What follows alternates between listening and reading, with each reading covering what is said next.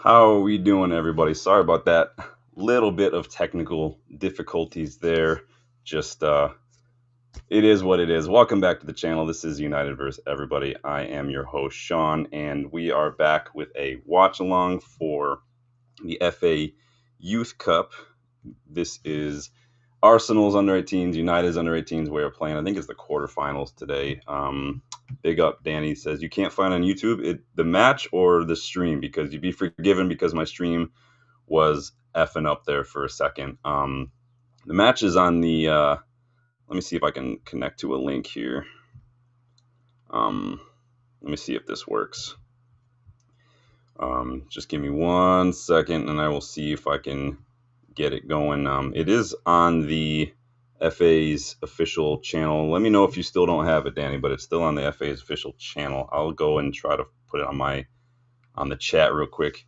But it is good to see you guys. It is about to kick off in about 15 minutes or so. We are going to go through a few news items before we jump into the match, though. Let me just put this here. Hold on. Let me see if I can do that. And then let me see if I can pin that. There we go. That should take you to the match if you guys are able. Check that, Danny. Let me know if that works. And if that should be it. So, welcome back to the channel. Sorry for the technical difficulties. The match is going to start here shortly, but I'm just going to run through some news. Good to see you guys, everybody. Hope you guys are able to follow along, get involved in the chat as we go along. We have a few transfer rumors to look at real quick. And then we've got a couple little odds and ends here. So get involved in the chat as we go along. Starting things off with a bit of Diego Leon watch. You know, we went from Hayden Hackney watch to Diego Leon watch. He scored for Cerro Porteño last night in the Copa Libertadores. If you guys are followers of South American football, I'm very excited for this kid. He scored the winner, Paraguay's under 20s in the Sudamericana Cup. That was a couple weeks ago. Scored again last night in the Copa Libertadores for Cerro Porteño. So the guy is just on fire. Danny says, you think you found it? I did pin that link to it in the top of the chat, Danny. So anyone who's looking for the match, I put a pin link. Hopefully the link works. But yeah, if you just go to the Emirates FA Cup's official YouTube channel, it should be there. But so yeah, Diego Leon will be joining United in the summer when he turns 18. We already signed him. He is official, but he scored again last night. I'm excited for when he joins. The guy is a monster. He's an absolute fucking unit. He looks ready to go. Raja, big up, Raja. Do you watch MLB? Talking about baseball? No, man, I can't. Baseball is one of those things that I would watch when I was just wanting to chill and fall asleep. The games they're long. I've gone to a couple baseball games. They're so long. I think the last baseball game I went to, a buddy of mine, his dad won nice tickets to seats on the radio, but they were nice seats, but you're just in the sun, and it was July, August for 3. It was just rough, man. But Danny says baseball is worse than cricket. Is horrible. Baseball is big here. We do love the Detroit Tigers where I'm from. I've gone to a couple of games at the old Tiger Stadium before it got taken. Well, it's not technically torn down, but before the Tigers moved to Comerica Park. But big up, Darko. Good to see you as well, my friend. Welcome back, everybody. It's only been a couple hours, obviously, since we stopped by this morning to chat a little bit about the Glazers, but we are just doing a fun little watch along for the Youth Cup. Watch the United take on Arsenal's under 18s. Starting off with a little bit of news. So if you weren't able to catch the first little bit of news, Diego Leon, our future signing, obviously we've got Dorgu coming in at left back, Diego Leon at left back. Diego Leon scored for Cerro Porteño in the Copa Libertadores last night. So I'm excited for him when he gets in here. Another youngster who we were talking about a little bit after the match because he was causing a little bit of drama during the match against Ipswich is Alejandro Garnacho, and we knew that Ruben Amorim was going to get asked about this in his presser. Obviously, he was asked about it following Ipswich victory. He said he'll chat about it with Garnacho, and then he'll let us know. Well, he did let us know. I've seen some people claim that it wasn't that deep. Obviously, there was some footage going around of Garnacho telling his teammates he was going to change his shirt.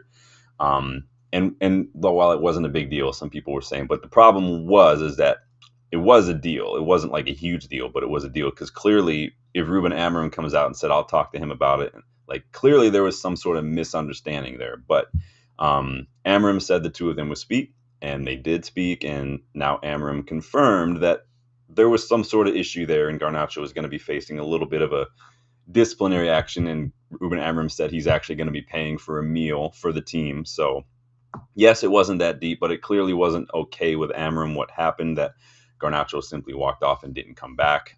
Even if he was getting a new shirt, even if he was drying off, like again, Amorim's biggest issue was how that behavior is perceived, not only by media but by the club, his teammates, the fans, and clearly how it was perceived by Ruben Amorim himself. And then the unnecessary drama that it caused. So whether or not it was innocent, whether or not, but you got to sit. If you want to go change, put on a warmer coat, fine, but come back out and sit with your teammates. That's not cool.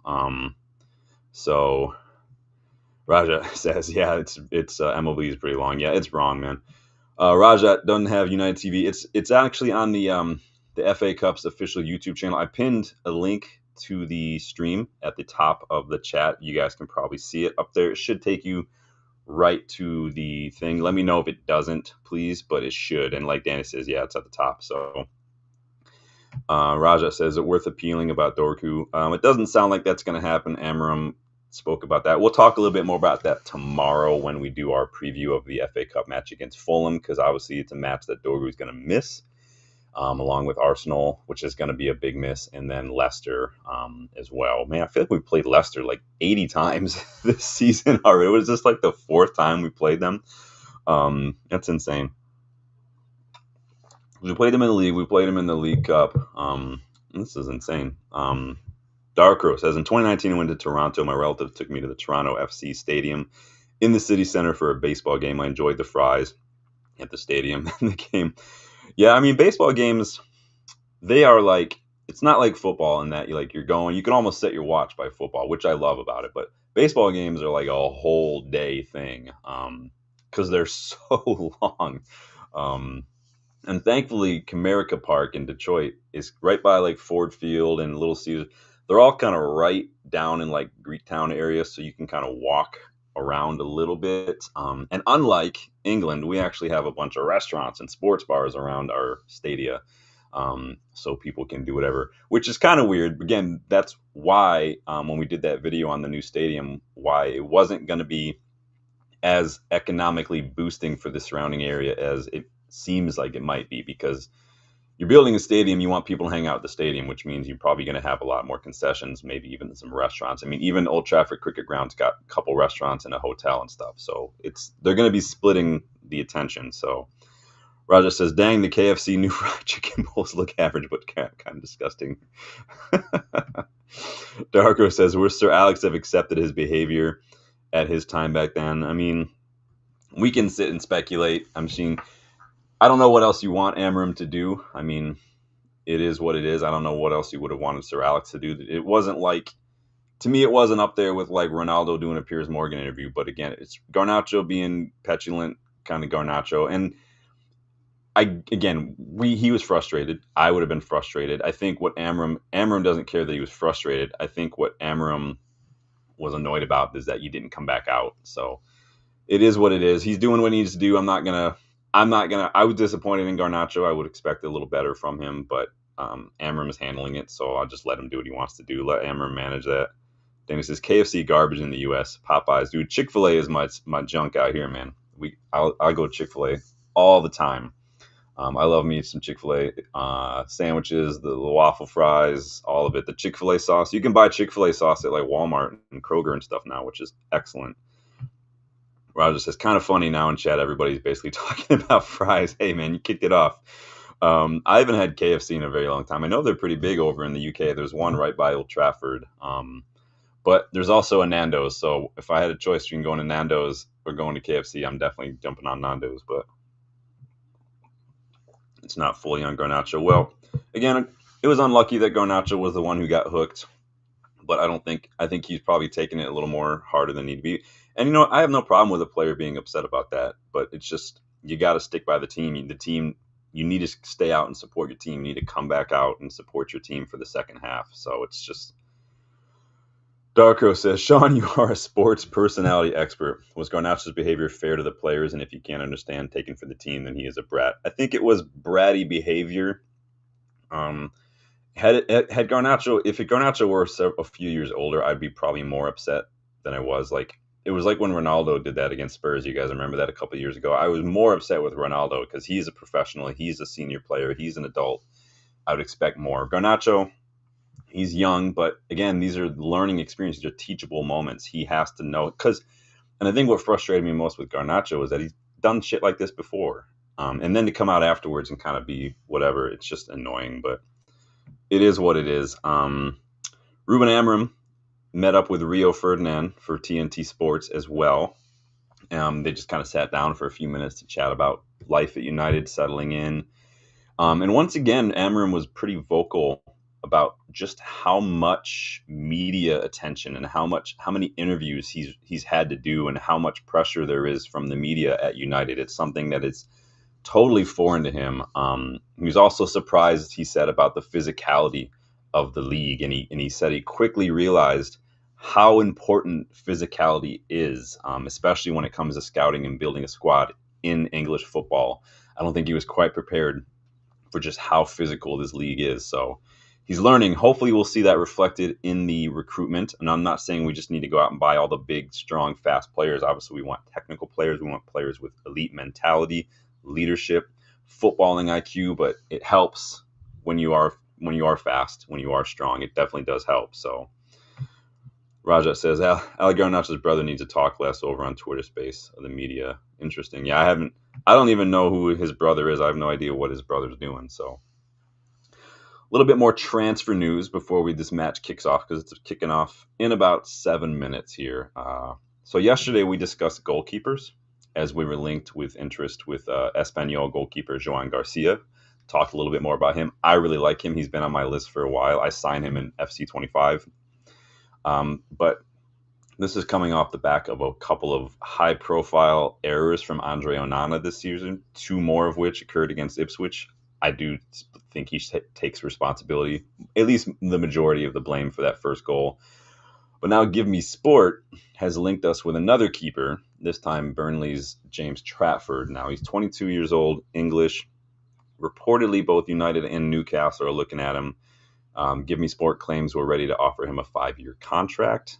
And with so many areas needed to upgrade in the squad and a slew of United players probably leaving in the summer, whether the ones that are on loan, the ones we need to sell, or the ones who are contracts are up, we're going to be losing at least half a dozen first-team players in the summer. Is goalkeeper a priority? Is that something you guys would prioritize? Is James Trafford someone you are even considering? Honestly, if I'd still sell Onana, because I do think that he is a net negative in this side right now. I think he costs us more than he helps us. At least he has this season. I'd be happy with Bindier and or Vitek next year, and then we reassess in a year. I've said that many times, but you guys let me know what you think. Raja said, Kino blasted Bruno. Don't completely agree with Bruno's quality. He will start on most top teams.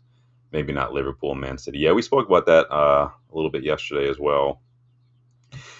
Yeah, Amos is starting, Musa top. So if you can't see yet, I've got the starting 11 going in the ticker down there. As you can see, it's pretty strong side. We'll run through that real quick right now. Pretty strong side, though, to start from us. And then obviously the bench is actually very, very strong, comparatively speaking. Both Fletchers starting, like Danny says. I've seen more of Tyler than I have of Jack, but both are very, very good, right? We've got Murdoch in goal, Camison, who I really, really like. Reese Monroe, Armour is also very good. Amas starting, Devaney the captain, Scanlon, who's looked really good since coming back, Tyler Fletcher, Musa, Jack Fletcher, and Gabriel Biancheri. Subs are Burn Hughes, Mills, Kakonki, Thwaites, Lusali, Matanto, and Ibrahimovic. Watch Lusali when he comes on. The dude is crazy fast. But I'm excited for Biancheri. You guys know that he's next in line for me when it comes to those youngsters. I think he would suit one of our number 10 roles, and he's 18. He'll be 19 in the fall, like early fall. So Interesting. One more transfer rumor before we get started on this match. Hit that like button if you haven't yet, guys. So United have been linked to another player in the number 10 role. This time it's a player that Ruben Amorim knows very, very well, and that's Pedro Gonçalves at Sporting. This is coming from Sean Connolly at Between the Lines. He claims United are keeping a close eye on Gonçalves as he recovers from injury. So I think he's got like a tendon issue. Reportedly, Ruben Amorim is keen on bringing the player to United from Sporting. And there is confidence that we'll be able to get the deal done within our budget. He'll be 27 this summer, so he does bring that experience. He does bring that leadership, and then obviously he knows Amorim's system inside and out, similar to Victor Gyökeres. The problem is he's been out of action again since November with a tendon issue. With so many injury-prone players, I mean, it would make sense that we're watching the recovery because I think we're getting a little tired of the injury-prone players. If he bounces right back, awesome. He's supposed to be back, I think, sometime in March. 4 goals, 4 assists in 8 games this season for Pedro Gonçalves before he got his injury. So, and he's been solid for a number of years now. See him linked with Wolves too. Liverpool, I think, we're linked with him as well. So, what do you guys think about Pedro Gonçalves? Would you like him at United? Danny says, surprise Ibrahimov not starting. I feel like he hasn't been starting recently. He's been coming off as an impact sub, and he's done well. He's like, it's good to have his footwork and his energy and his speed against tired legs. Raja says, well, to be honest, take Palacios. You guys know how I love me some Palacios. I did some scout reports on him last season as well.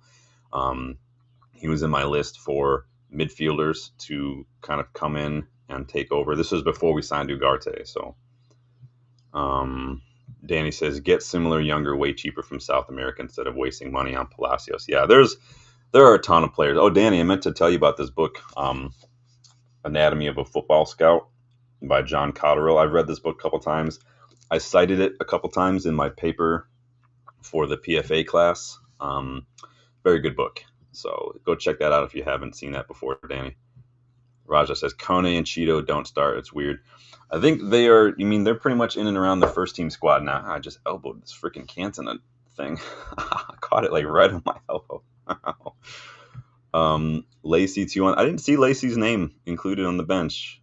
He might not be a part of it, but I did opt to wear the blue shirt today in solidarity. So Roger says, get Dan Gore off the bench. So we are getting ready for kickoff here. It is going to be interesting. Hopefully it's a good little kick up the ass for the first team because we've got our FA Cup tie tomorrow as well. I wonder if Amorim is here tonight. He might be. Hopefully.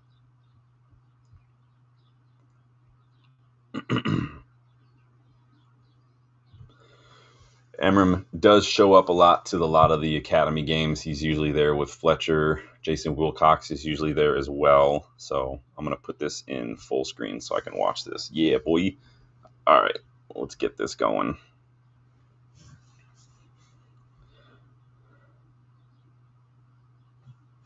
So Amos on the ball. Amos, he already...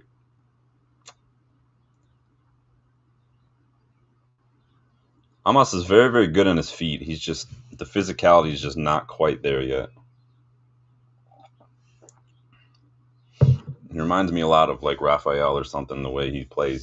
He's smaller, very quick, very good at the feet, able to create space for himself. But eventually you are going to have to come into contact with somebody, and he just gets bullied. So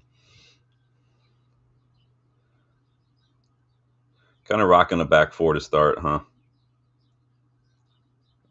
Just lost the ball here. There we go.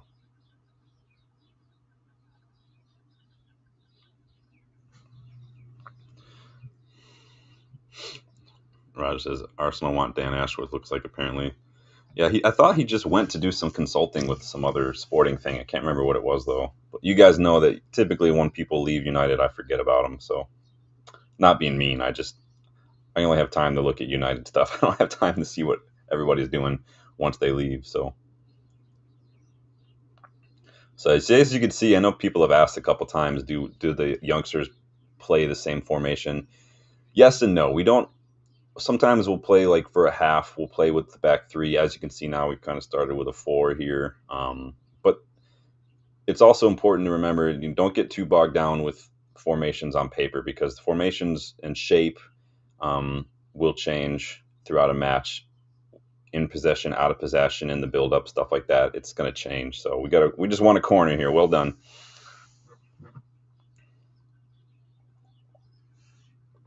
Drinking coffee today. Tea's not going to help.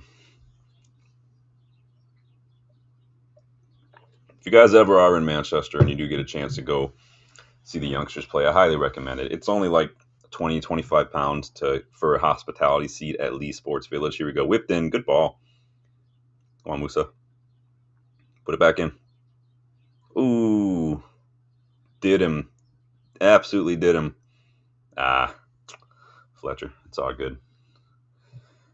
Danny says Camison will be in the first team soon. Yeah, this is why I'm not rushing to like jump on the Giovanni Quenda train right now because again, he's similar age to a lot of these academy players. So I'm like, can we just not promote one of these youngsters? Can we not give them a whole preseason or bring them in later on in the season and see what they can do? It could save us a ton of money, and it's just I don't want Quenda to be another Anthony, where this young player that this manager had at his former club and he wants to keep playing. Like, I'm not saying Quenda's going to go the same route. I'm just like, is it necessary? We didn't need Anthony when we got him. We already had Sancho. Just doesn't make sense to me. But yeah, Camison's done really, really well. Raja does not like Manchester that much. I don't mind Manchester. It's not for everybody. If you don't really like the downtown stuff, like the public transportation was new for me the first time I went. I got the hang of it the second time. I love going to Manchester. I love it. I know people think parts of it are like dirty, like Piccadilly Gardens gets a bad rap. During the day, I love going downtown during the day. Like it's busy. There's people everywhere. There's usually people playing music and stuff right by the Arndale, the mall. It's awesome. I love it. Yeah, I'm trying to convince my wife to move, but I don't think she's going to. Maybe one day if the channel gets huge and blows up and I get rich, we can move over there. Raja says, why not get Frimpong as win back? Yeah, I don't know why nobody went in for Frimpong when he had that release clause. That doesn't make sense to me. Danny says, organized two back. Yeah, he just played the other day for the under 21s. Oh, good ball. That was a beautiful ball.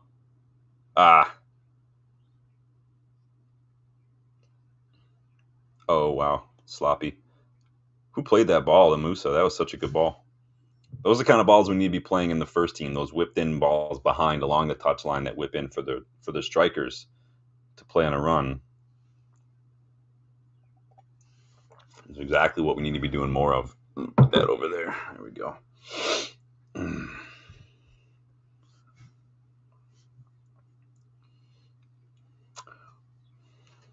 I think there are some other games going on right now today too.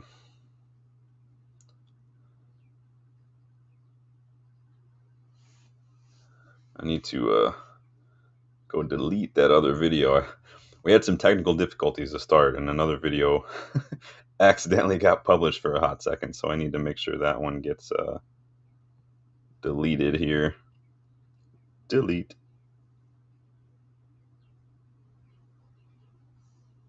So,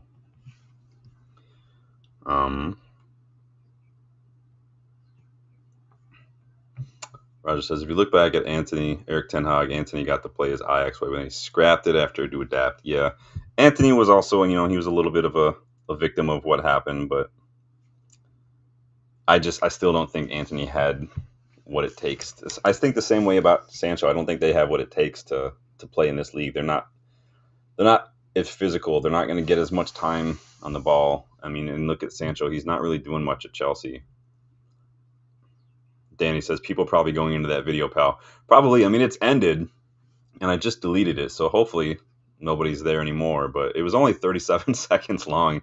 So, that was a good ball. I love Bianchiri. He's so good.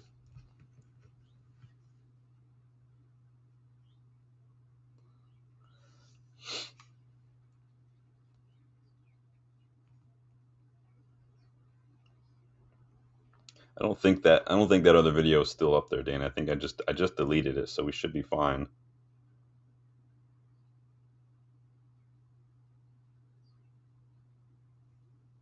Um,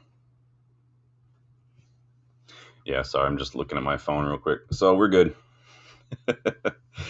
I told you guys I'm not the most technically inclined person, so problem was is again it kind of like what happened that one time we tried to do something, Danny.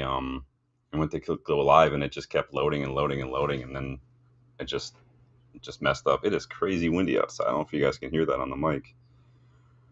Um, Raja says would like to get Julian Alvarez down. Yeah, we're not getting Julian Alvarez.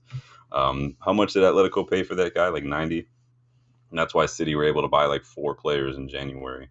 People are not clocking the fact that City bought 4 players. Did you guys see the stuff that came out? I meant to talk about it yesterday, but I didn't simply because the case was actually filed like 2 years ago. But yeah, La Liga is actually going after City right now. They filed a case a couple of years ago, basically saying that City are using their third party, their like shell companies basically, or outside parties to basically on paper pay for a lot of their stuff like scouting and recruitment stuff instead of having it come off their own books. That's the claim. And so they're saying that it's not fair, La Liga, but the La Liga president is actually the one who came out and said something about it. And like I said, I was going to talk about it, but because it was a couple years old, I didn't know if it was worth it.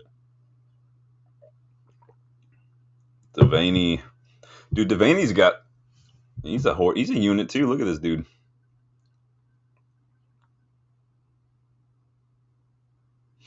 Should have worn those shirts. I wore the blue one, but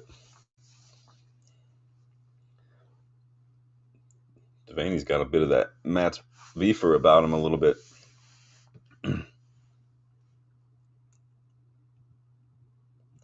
So Arsenal have I mean, it's not like a direct free kick, but they're probably gonna. It's not a whole lot of Arsenal players trying to get in behind that line. I wonder what their deal is here. Yeah, no. What a waste of a free kick by Arsenal. Oh my god, that was a waste. There you go. Just get it out of here. Go on, Biancarri. Good ball. Good, good, good, good. Go, go, go, go, go. On the left, on the left. Biancarri's the ball. There you go.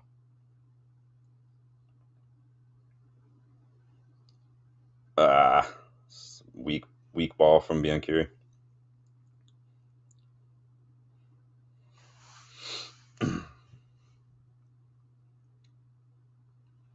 Arsenal, they're so quick to get everybody back. They've already got 5 men back behind the ball. It's crazy.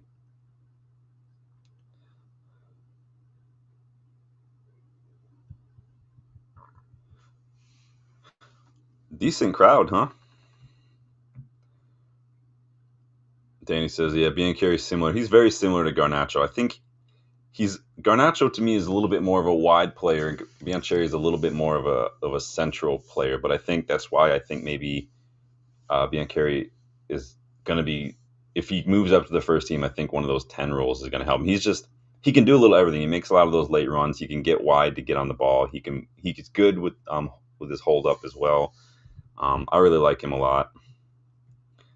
Raja says playing away versus non-USL royalty club. Yeah,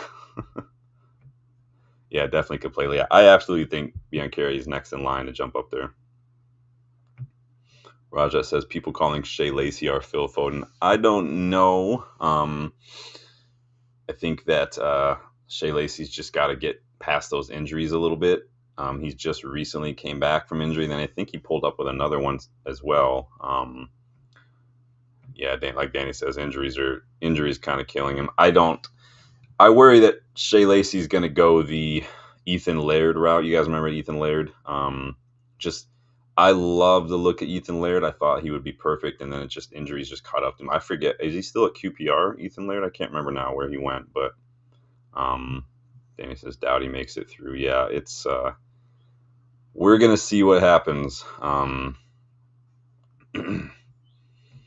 But again, it's just one of those things, the injuries can catch up to you, and so we hope that we can shake it off. But we've seen injuries kill the united careers of some youngsters in the past. Good job.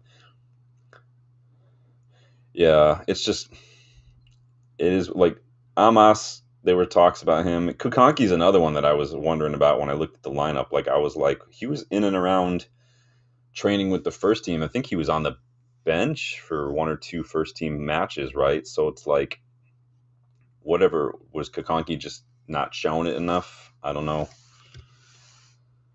Then he says, yeah, like 4 or 5 18s ahead of him at the moment. Yeah, I think Scanlon's ahead of him. Matato, obviously Biancheri. There's a lot of players. We have such a strong academy right now. I'm curious to see if Diego Leon is in and around the first team picture right away, or if he jumps into the under 21s or something to start. He probably jump into the under 21s a little bit, kind of like Lusali, kind of like Obi, and then we'll see what happens there. But dude, like, it would be unfair for Diego Leon to play with the under 21s because literally his body is like a 25-year-old. He's a fucking unit. Danny says still very young. Yeah, he's young. It's the same as Amos though. Amos was in and around that first team picture for preseason, and he was still very young. I'm not sure what the goal was there, because 16 is young, 17 is young, 18 is getting up there. I would consider 18, 19 the age where I'm like, all right, let's see what you have. Say like Biancheri. That's why I think Biancheri is probably about ready. Biancheri maybe just needs to hit the gym a little bit. Yeah, Danny, they are different. They are gonna. I mean, it'll be another 6 or another 10 years before Kukanki kind of gets to his like really good prime. Ooh, good ball. Need to put a little more on that.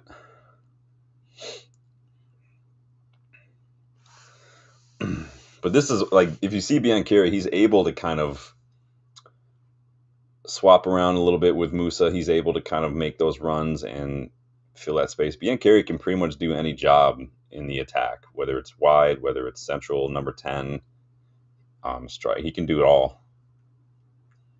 I just want him to get a little bigger because he's going to have to adapt to the physicality. And obviously, he's still probably growing. He's only 18, but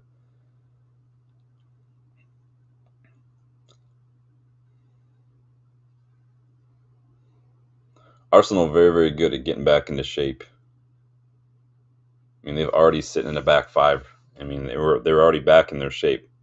We just, yeah. Look, now there's 6 of them back there. Yikes.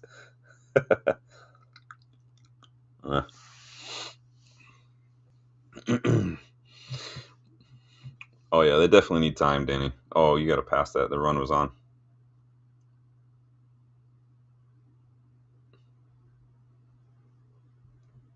Very physical. AFC OK team, yeah.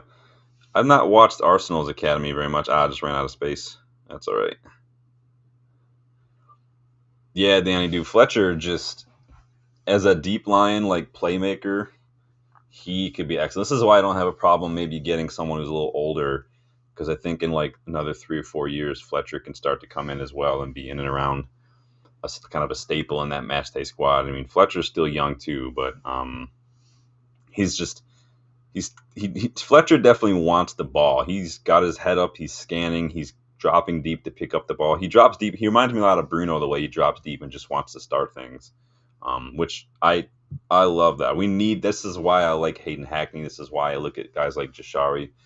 Someone who's going to drop deep, pick up the ball, start that attack from deep, press resistance, playmaking, good pass on him.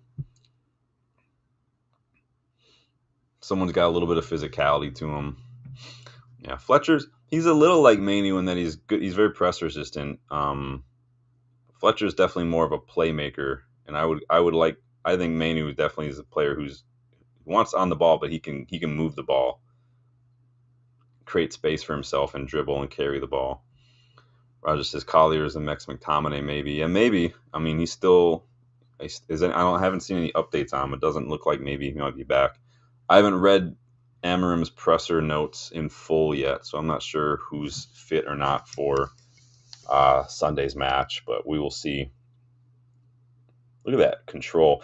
How does the academy player have so much better control on that than Højlund has had all season? That's insane.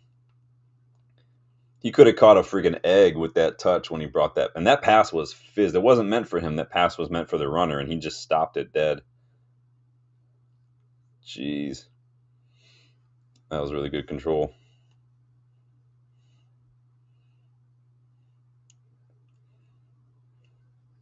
I mean, Fletcher just wants to get on the ball, man. Go, go, go. Look at that. Good ball. Go on, Gabe. Ah.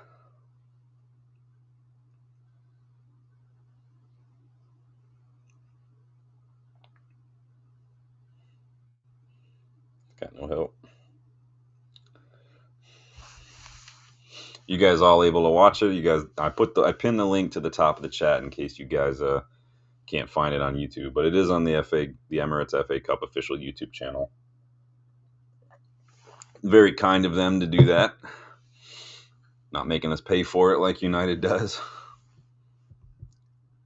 Oh, wow. Lost him. You just lost him. Good recovery, but you definitely lost him. Man, a little bit of a warning sign there, but did well to come back and recover. We've already got 4 back, and we're not even in the final third. Now we got it, and still just. This is what I mean about moving the ball quickly. A little bit of misunderstanding there.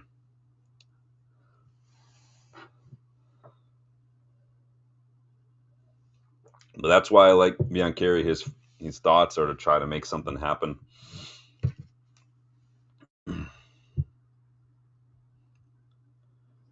How's everybody's Friday going? Anybody got any good plans for the weekend? You guys know that I'll be here tomorrow for the preview. I might go to Loaded Dice on Sunday if they're watching the match. I gotta check and see if they're planning to host it there. But look at this, another break, man. This is like the same way we get done by a simple pass in the first team. We're seeing it reflected in the youngsters too. I'm not going to be as harsh on the youngsters, but it's just one ball and then we're just cut wide open.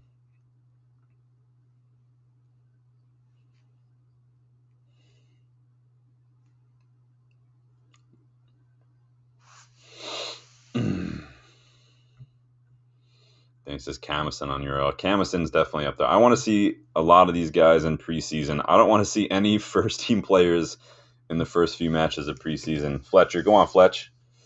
I want to see Camison. I want to see Kone. I want to see Cheeto, Heaven, Sally, Biancheri. I want to see all these guys.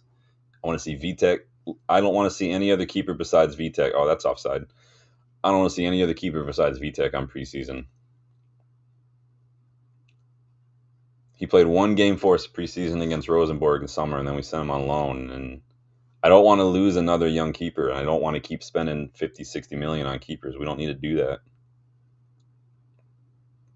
Good ball.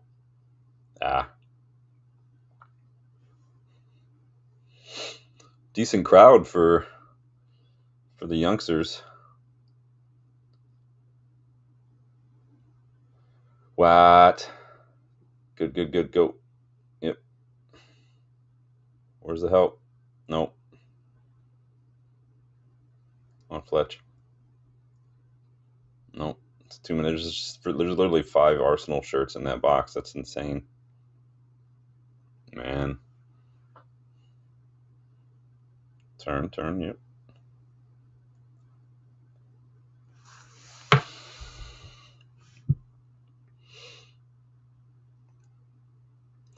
United just trying to unlock. The Arsenal have a line of 6 in defense, which is going to be difficult to unlock when you're youngsters. I mean, we're trying to make little runs, trying to look for that ball over the top. It's just we're a little too high. There's not enough room to make those runs into, unfortunately.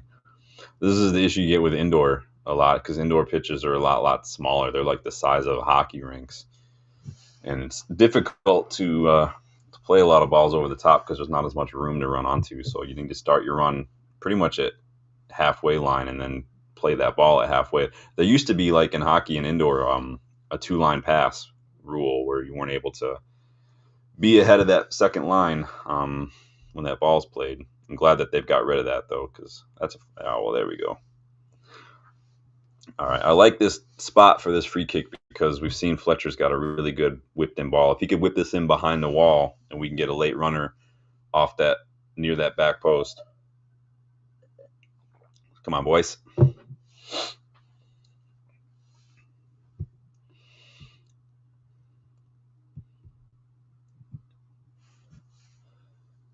So we got a free kick just outside the box. It's a good area. I think I'd like to see a left footer whip this one in around the back here.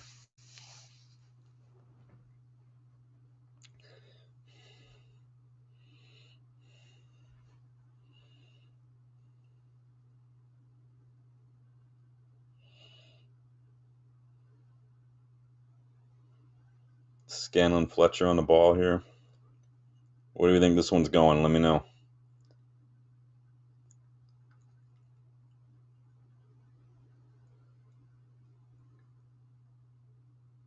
Nice. That's exactly what I wanted. Woo, good ball. Ooh. Look at Amas.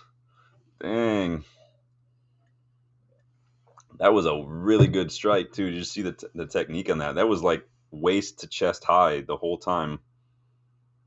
Ooh, that's a tough ball to get to because it's right in that weird spot where it's hard to get down that low and control it. If you would, there's no way the keeper can catch that. Someone get on that.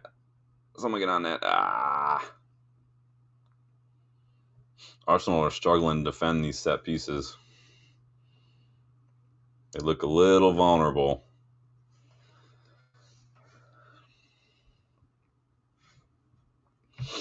And he says their keeper has played for first team in Carabao Cup. Oh, really interesting.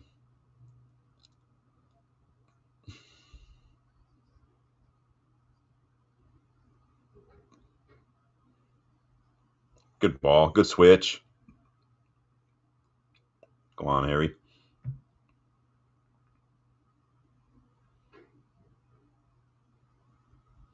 Still waiting for my new boots to get here. They're supposed to be here yesterday, and they did not arrive. They're running late. I'm a little bummed about that.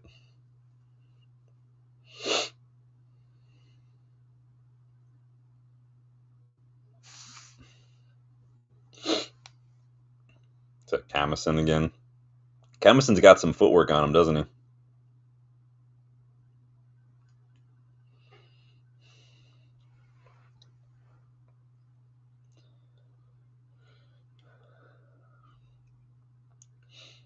Gotta say, United, I mean, we're creating more chances, but we do look a little vulnerable on those counterattacks. Arsenal are getting runner on the ball with like one pass, so it's happened to us a couple times now. But we are. I think we have looked the better team by now. So yeah, Danny says Camison's. I've not seen Camison have like a bad match when I've watched him. He's always looked very, very good. But again, it's why I'm like, do we need a Giovanni Quenda? I don't think so. I think I'd like to see Amorim come in and take a look at Camison, take a look at guys like Montato, and see what he can work with here.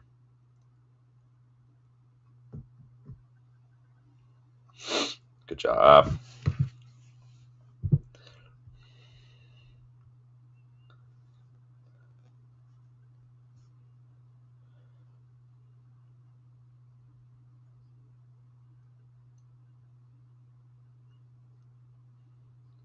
There's already people on Twitter crying for Almas to get first team minutes already after one good strike.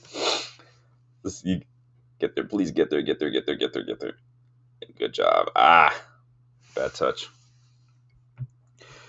And he says, watch him a lot. Probably seen one mistake in 5 or 6 games I've watched him. Yeah, I've not seen him really make any mistakes. I mean, anything you wouldn't expect a youngster to maybe do. Like, he's looked good.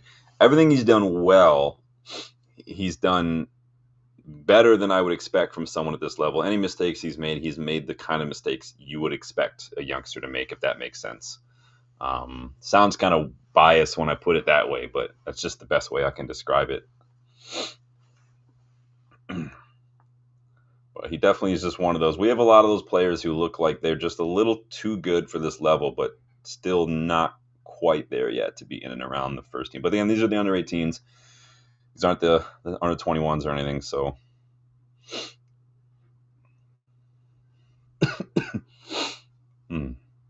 good ball.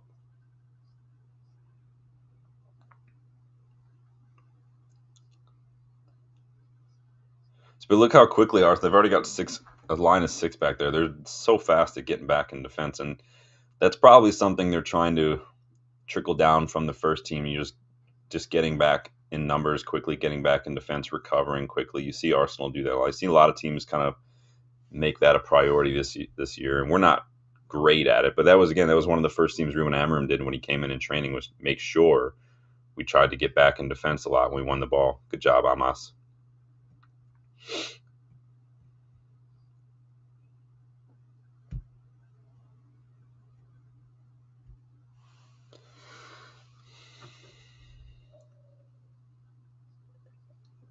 What's everybody getting up to on a Friday night tonight? Anybody got some big plans for the weekend? Anybody traveling? Anybody doing anything fun?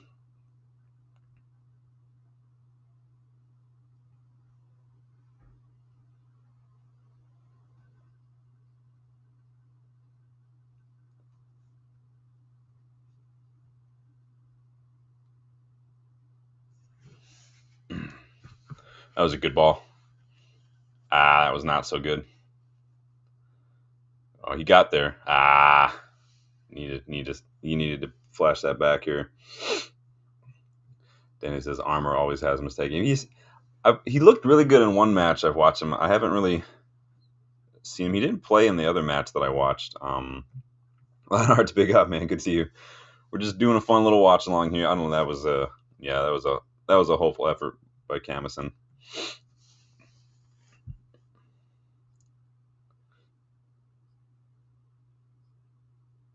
There you go, Amas. Yeah, like you said, Danny, those defenders, I mean, at this age, they're still several years out from where you'd expect to see what they're about, if that makes sense. It's very rare you're going to get a teenage center back that looks the business. Not everyone's going to be a Delit. So look how, man, they've already got 5 back. That's insane. Ooh, get megged. Oh, good job. Good job, Camison. Square it this time. Go on.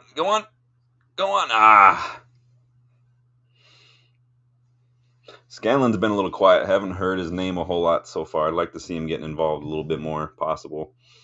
Leonard says, plans for the weekend. Think I'm going to get pissed on Sunday. Need to get through that game. This is why I go to the brewery. You know, you start a little earlier, then you're not so bad. So, goals for George says, that bench looks better than the starting 11 as they look like strangers. Yeah. We nearly just grabbed one there. Ball's kind of bouncing around a little bit. Camison did really well to come in and keep that alive, I thought. But his ball's been a little sloppy, that final decision in the last couple minutes here.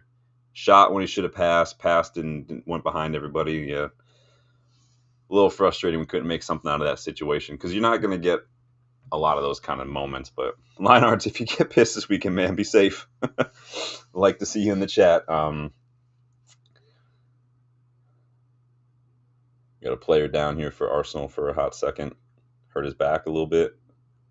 Probably catch a knee or a foot or something to the back.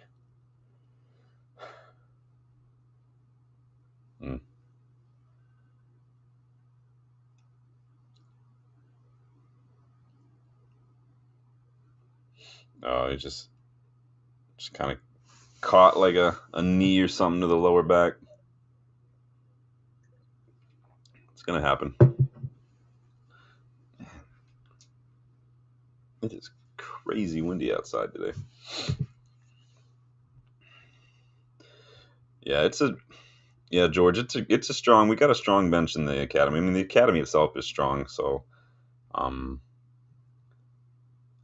probably gonna brag him off on the bench. Lusali on the bench, as you can see. Kakanke, Thwaites. I think right now it's almost redundant to put Thwaites on even and Ibrahimov, no matter how good they are. The bench could come on and literally start this match as well. It's almost unfair just how good our academy is right now.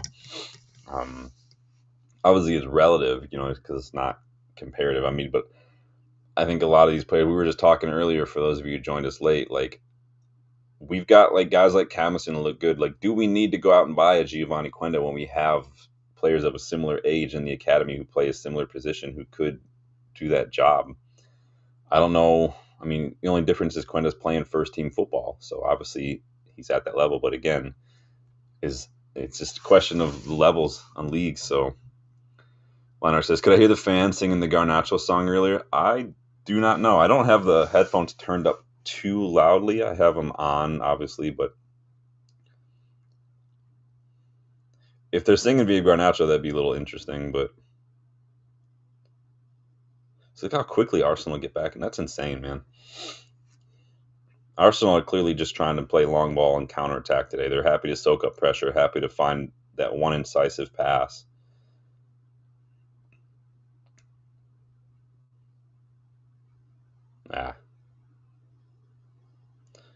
We get it. It's frustrating. We get it forward, and then we just turn and pass.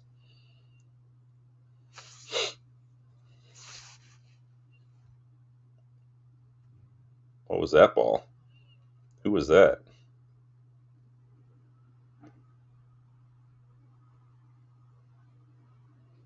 Fletcher on the ball. Good ball. Good ball.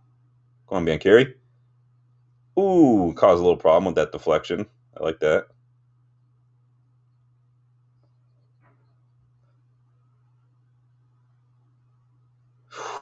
Fletcher is so good, y'all. Go on, Gabe. Oh, that was such a... Ooh. Sorry if that was loud.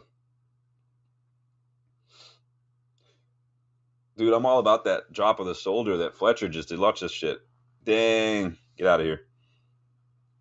Good strike. Oh, that was a good recovery tackle, though. Yeah, Dan, we are being a little too patient. We you can see they get on the ball and then they go and then they stop and then they want to pass it back. And I'm like, guys, just go. Go, go, go. Goals for George says, do you get biased by the physical looks of a player? One shouldn't, I know, but when I saw United linked to Angelo Stiller of Stuttgart, part of me didn't want it to be true. Yeah, I know a lot of people. I've seen. You're not the first person I've seen. I'm not judging. I've seen people kind of make that observation. That kind of stuff I don't care about. If you're asking me personally, no, I don't really care. I'm not Florentino Perez. We know Florentino Perez likes good-looking players. But it is a thing that there is a little bit of an appearance bias. Like that book I recommended to Danny, the Anatomy of a Football Scout book. There is a lot in there about the kind of things that do stand out. There is like a blonde hair, blue-eyed bias a lot with scouting. If a player's that looked like handball, and now we're going down to try to. I don't know why they're going down. There's no VAR at this level, y'all. But yeah, there is. Overall, in general, there is a little bit of a bias when it comes to scouting youngsters based on appearance and stuff. Certain like the blonde hair, blue eyes kids will stick out a little bit more. If you're taller, you'll stick out more. But yeah, I haven't watched enough of Stiller. I know he's rated very highly. And I know he's having a good season, but I know that I have seen people be a little bit critical of his. I think it's like his nose. I think right, which is a shame, but it is what it is. Lanard says, the only reason Quenda has first-team experience is because he got given the chance. So why can't we give our youngsters a chance? So I say perhaps you're right. Give our young ones a chance. I agree with you on some of that. I would argue that in football, I don't think anyone's given the chance. I think Quenda's definitely probably done enough to earn his chance. And I think it's the same with any youngster. You know, if you're put in the first team, if you're given that opportunity, I think it's because you've earned it. But you have to take those chances too, and you have to also be patient. Good ball. Woo! What a strike! Oh, Fletcher, did y'all see that strike? That was dirty. Oh wow, sweet as a nut. Wow, he put his laces through that. That thing was fizzing too. Did you see it turn away? Dang, what a strike! Yeah. Fletch, go on, Fletch. Yeah, you knew something was coming from him. He was kind of turning it up a little bit. Look at he's so good. Fuck. Like His feet move so quickly. Look at that cut. Jeez. This is a good angle right here. Cut. Dang, man. Like it's literally like half of a touch and he just strikes. His feet move so quickly there. What a strike by Fletcher. Well done.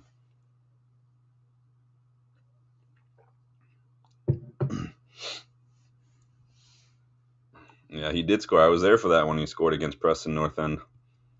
That was a good match. Like I said, if anybody's ever over to Manchester for any first team games, definitely check and see if the youngsters are playing at Leigh, and get yourself an Uber. If you have the money, please just spend the 25 pounds, I think, for the hospitality ticket. You get food, you get drinks, you get a suite, you get your private little bleacher area above everyone else. It's definitely worth it. It's definitely a good time. Honestly, Leigh Sports Village is a nicer facilities than Old Trafford anyway, too. You know who I saw? You know who was like literally right next to me at that match? So you guys know Zayden, the young fan who's in the wheelchair. He was at that match when I was there. If you guys are familiar with Zayden.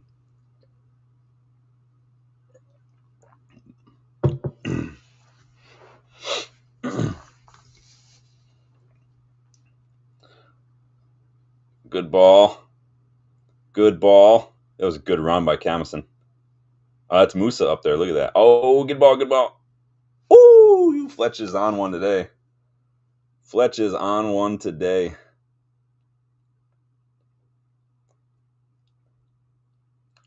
I feel like Fletcher heard me saying that being Carey's next on my list to be promoted, and he said, "Hold my beer. I got this." That ball was a little overcooked from Musa, but that's all right.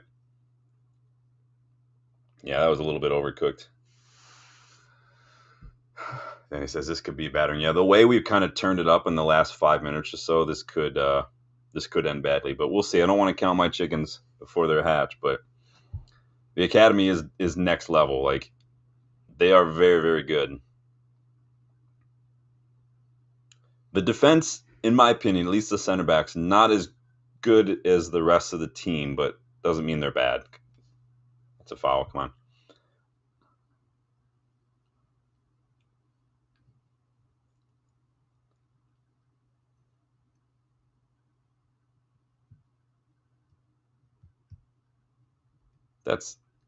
He comes in with his boots high, ref. What are you doing there? Don't forget that like button if you haven't, you guys. I know it's the core group here kind of getting involved, which is awesome. I love it. But remember to hit that like button. Share it too if anybody wants to jump in and get involved in the chat, talk a little academy, talk a little United news as well. You guys know that's what I'm here for. Yeah, we've definitely turned it up a level in the last few minutes. We look a lot. Fletcher's definitely wanting to get on one. Musa's good. He's definitely not as good as Cheeto was. Very different type of striker though, but I mean everything at this level is a step down from Cheeto though. Let's see, we're doing a really good job of just kind of putting pressure on that. That was an unnecessary ball from Devaney there. Nah.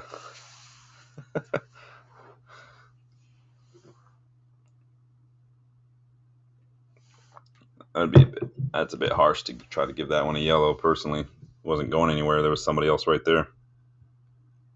It's not like it was a counterattack.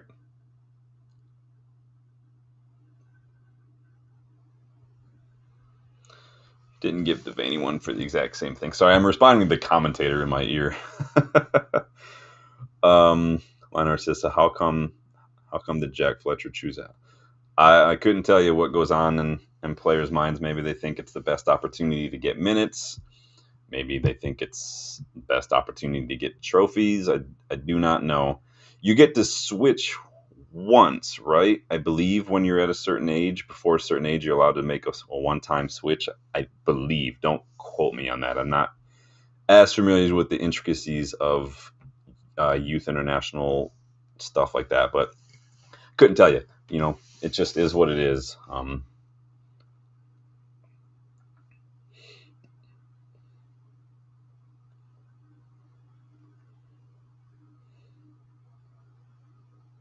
See where there it is again. One ball over the top. One ball. Fuck. This should not be getting done that easily by one ball. That should not be making it. And the ball even bounced too. Like, come on. That's the third one that's happening. Armour's got to wake up. He's not switched on today.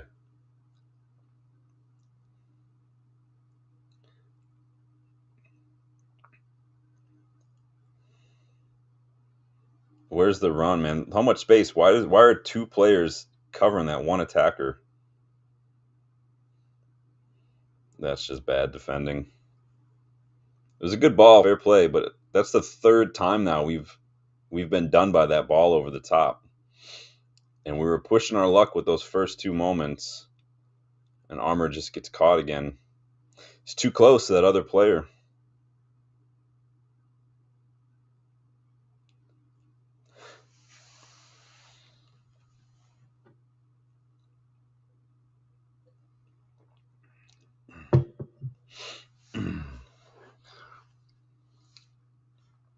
Like, look at this gap in here between Armour and Amos. That's a huge gap. Leonard just started with Scotland and decided to switch to England. Tyler is still Scottish, though. Yeah, it's interesting. Maybe Darren is like, hey, we can split you guys up, and maybe that's twice the opportunity for somebody to get to bring some international honor to the Fletcher family. Lionhearts, are you Scottish? Do I remember that correct? Are you Scottish? I can't remember. I know somebody's Scottish. I've got people in the community there from all over the place, man. We've got Malaysia, we've got Irish, and Danny B. RSV is a Michigander like myself. Got lucky there. We're lucky that little arm flail caught him.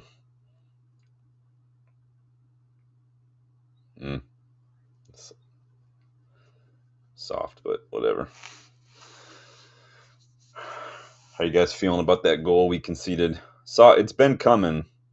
Arsenal haven't looked better, but they've just that one ball has done us a couple times, and you had to.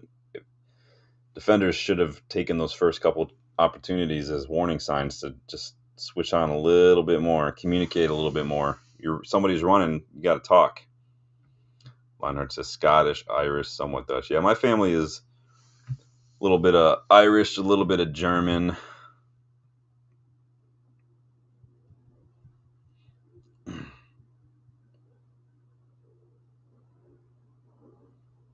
Look at this gap. There we go.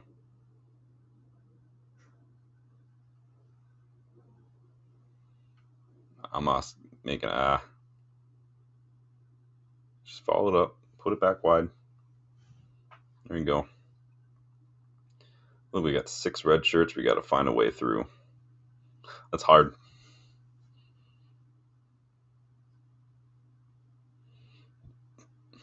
It does well to get the shot away. Ooh, well done.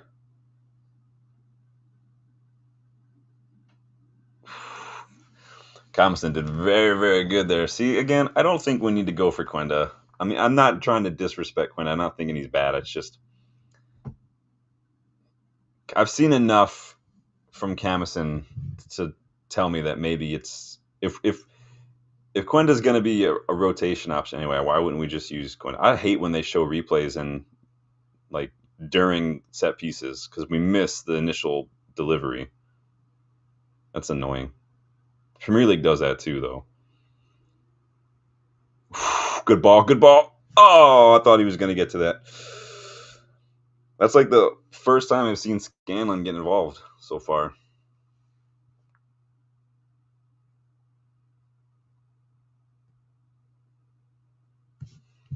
Yeah, Scanlon. I need to get Scanlon on the ball a little bit more. Camison's doing a lot of that wide work over there, though, so maybe that's the idea. But we are about 2 minutes ish from halftime here. Score is 1-1, as you guys can see if you guys are watching along.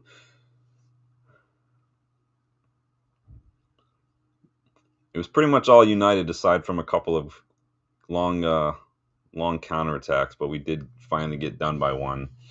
But Fletcher has definitely probably been my man of the half. Amos not doing poorly either. Comison probably up there as well. Strong consideration. Man of the half, is that a thing?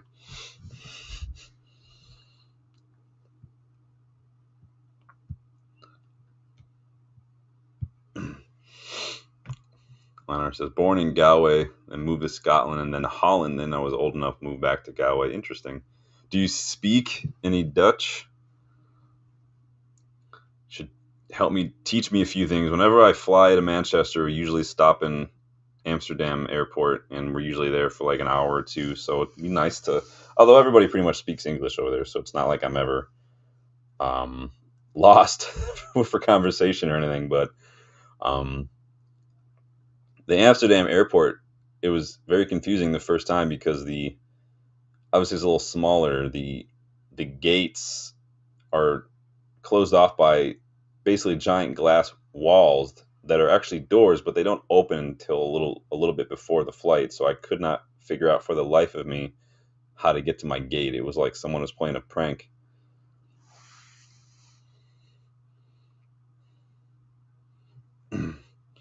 Yeah, Zeker, does that mean yes I can? Interesting. I am I'm refreshing my Spanish. I haven't taken Spanish in about 20 years, more than that, 25 years. So I'm trying to refresh my Spanish right now. I thought I could learn. I would try to use Duolingo to learn German, but it's much easier just to refresh a language that you kind of already know a little bit. So I thought in college, my freshman year, that I would, because I had taken 2 years of Spanish in high school. I was like, oh, I'll go to college. You have to take a language. I'll take French. That'll make me a little bit more well-rounded. I severely overestimated my studious nature.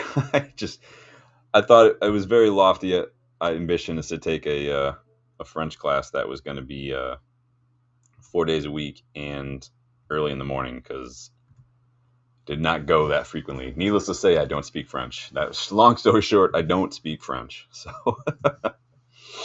all right, we are at halftime. It is 1-1 at the moment. United have looked the better side, in my opinion, especially towards the 30 to 40 minute mark, and then Arsenal kind of put us on the back foot a bit after they grabbed that equalizer from that long ball over the top, which was super annoying, by the way. But what are you gonna do? But how's everybody doing here? What's goals saying? Goals for sure. I don't see anything from Amas at Scream's first team soon. He looks tiny. It does not really stand out. Maybe he should consider Belgium or Eredivisie for development in games. Yeah, I mean, he's still very young. What is he, like 16, 17, Amas? So it's not like, I don't think there was any serious talk. I think it was really only coming from fans, honestly, when it came to the first team. I think it's mostly just, I think there's the lack of a left back is what sparked a lot of that serious conversation. But he's very, very good on the ball. He's very good at creating space. The problem is he does get bullied a bit. So he's still developing. He's still growing. Next couple years for him physically are going to be very crucial, because he's got to make that physical step up if he's going to take on English football, even at the championship level, which he'll get murdered if he goes to the championship. But we're going to have to see. But he's still very young. Like Danny pointed out, Kakonki's still young as well. A lot of these players are still young. They're going to be growing for the next 3, 4, 5 years, some of them. So it is what it is. But yeah, he's definitely not ready at all. And I wouldn't expect him to be. So I think, again, it was more of the lack of a left back that made us kind of want him. So, but you see that from fans all the time. Somebody scores a goal and it's why we should sign them. Somebody in the academy does well. Why aren't they getting minutes? We've seen that for years. That's just fans. That's just how we work, right? What's everybody doing for dinner tonight? I think I'm going to be making, we call it fancy ramen in my house. It's only fancy because it's not the 10-cent ramen. It's like the more, there's an Asian grocery store around the corner. So we'll go there and get they've got a whole wall of like ramen that I can't read any of it, but it's all the legit ramen. So we'll stock up on those, and then I'll throw like all sorts of shit in there, like broccoli, mushrooms, cauliflower. I love kimchi, so I'll throw kimchi on top when it's done. I've got some little sliced pieces of beef kind of marinating right now, and like soy sauce and garlic and stuff that I'll throw in there too.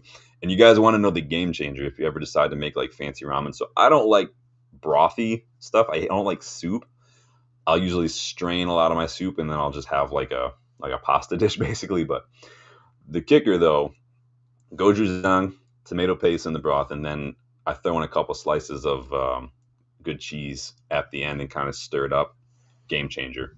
Goes from brothy soup to like perfect comfort food like that. But that is my dinner tonight. Box, how are you, man? Thanks for stopping by, man. We're just in the mix of the this FA Youth Cup match. It is 1-1.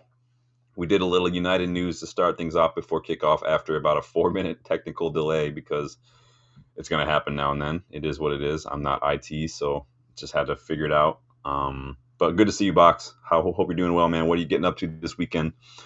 I just shared my dinner plans because that's what we do at halftime. Lionheart says, have we stopped sending players to Royal Antwerp? Who did we send to Royal Antwerp? Did we send anybody to Royal Antwerp? I know we sent a couple of youngsters to go hang out with Lausanne Sport for a couple weeks, which is the Swiss club that Ineos own, but I don't. Ooh, Lionhearts. Yeah, but you got to, like I said, my ramen is not, it's not brothy. I'll put the water on. I'll throw some soy sauce, some Japanese barbecue sauce, about a quarter cup of gochujang, and about a half a tablespoon of tomato paste in the broth, so it gets really red, really, really rich. I get that boiling. Oh, I've got dobaki as well, which is like the little rice pieces. But I let that thing boil, and I let it reduce while everything's boiling because I don't like mine brothy. So it reduces, and as it does that, it becomes more of a sauce than a broth, if that makes sense. And then when it's all in the mix, because there's so much added stuff, so many vegetables, so much proteins, the dobaki soaks up a lot of that as well, that by the end, when it's all done, just like if you're making mac and cheese, I throw some cheese in there stirred up. It just adds a little extra something to it. It just, I don't know how to describe it. And then you top it off with some kimchi at the end. It's amazing. Leonard says, we used to send young players there on loan back in the day. I feel like I remember that. I'm just trying to struggle to remember who we sent to Royal Antwerp. Now I'm going to look it up.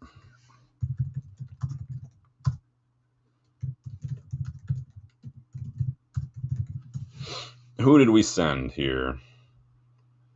Higginbotham, Chadwick, Johnny Evans played there a little bit. Fraser Campbell. Okay. So this is a while ago. Yeah, I think that's what we need to start doing with like Lausanne Sport. I think Ineos should sell Nice, in my opinion. You guys know I've said that many times. I think that would free up some funds for Sir Jim. I think that would not force his funds to be split towards a first team in France to this. I think that it's a little, John O'Shea, there were a couple, Evans went there. That was a while ago, so that's probably why I don't remember it off the top of my head. But big up, good memory. Danny says, I think I said on here before, Armour is a young Maguire. He's getting done over the top like a young Maguire. He needs to just handle those balls. This is where Maguire shines. Like if there's one thing Maguire is definitely good at, it's winning those long balls. The problem is when the balls are coming in long but shallow, it's a lot more difficult. When the balls are coming in long but high and coming down then they're a lot easier to deal with. We got a little kid out here that, off the bar, unlucky son. Well done though. Why do Arsenal have a dinosaur as their mascot? That's so weird. What is his name? Gunnersaurus? Is that what they call him? That's so strange to me. It's so weird. Goals for George. Royal Antwerp is a big club. That I love Belgian football. You guys know I watch a lot of Club Brugge. There's a lot of players at Club Brugge. I watched more of Royal Antwerp when Vermeeren was there because I really liked Vermeeren a lot. But they have a lot of good. Belgian league produces a lot of really good players. Tielemans was captain at 16 and 17, says George. And they're like, the Belgian league has produced a lot of good players. what's his face? Who's the center back now? Den Donker came through there. But yeah, Vermeeren, I think he's at Atletico now. Might be at RB Leipzig now. He was Atletico bought him last January, and then he barely played, and then he went on loan, I think. But yeah, Club Brugge, you guys know I like Arden Jashari at Club Brugge. I did a scouting report on Bjorn Meyer, the left back at Club Brugge last season. Onyedika is pretty good. Nusa went to Leipzig from Club Brugge. They have a lot of really good players. And then obviously Danny loves Ordonia as a center back at Club Brugge as well. But Jashari is probably the one I would go for right now. Danny says every time I watch him, he reminds me of Slab. Well, he's getting done over the top like Slab does. We need to. Well, the problem is they were so close together watching one player that they weren't paying attention to the run of that other player, and it just caused problems for everybody. So he definitely doesn't communicate, same as Harry Maguire does. But yeah, Armour looks a little shaken. He looks like he does not love defending those kind of balls over the top, if that makes sense. Some players just are in situations where they just don't look comfortable. And that's a situation that he does not look comfortable in, Harry Armour.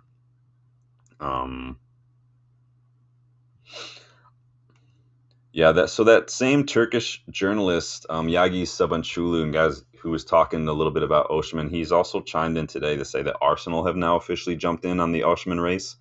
We know that Arsenal need a striker, not just because their strikers are injured, but because their strikers are Kai Havertz and Gabriel Jesus, who really they're not strikers. So honestly, I wouldn't be devastated if we didn't sign Victor Osimhen personally. I think that his price and his wages would limit us in other areas. I think we'd probably lose out on another player in the summer if we signed Osimhen, if that makes sense. And so I know as fans we don't care that much about the price, but when the price of a player and the wages probably mean we miss out on a player, then I start to get concerned about it. But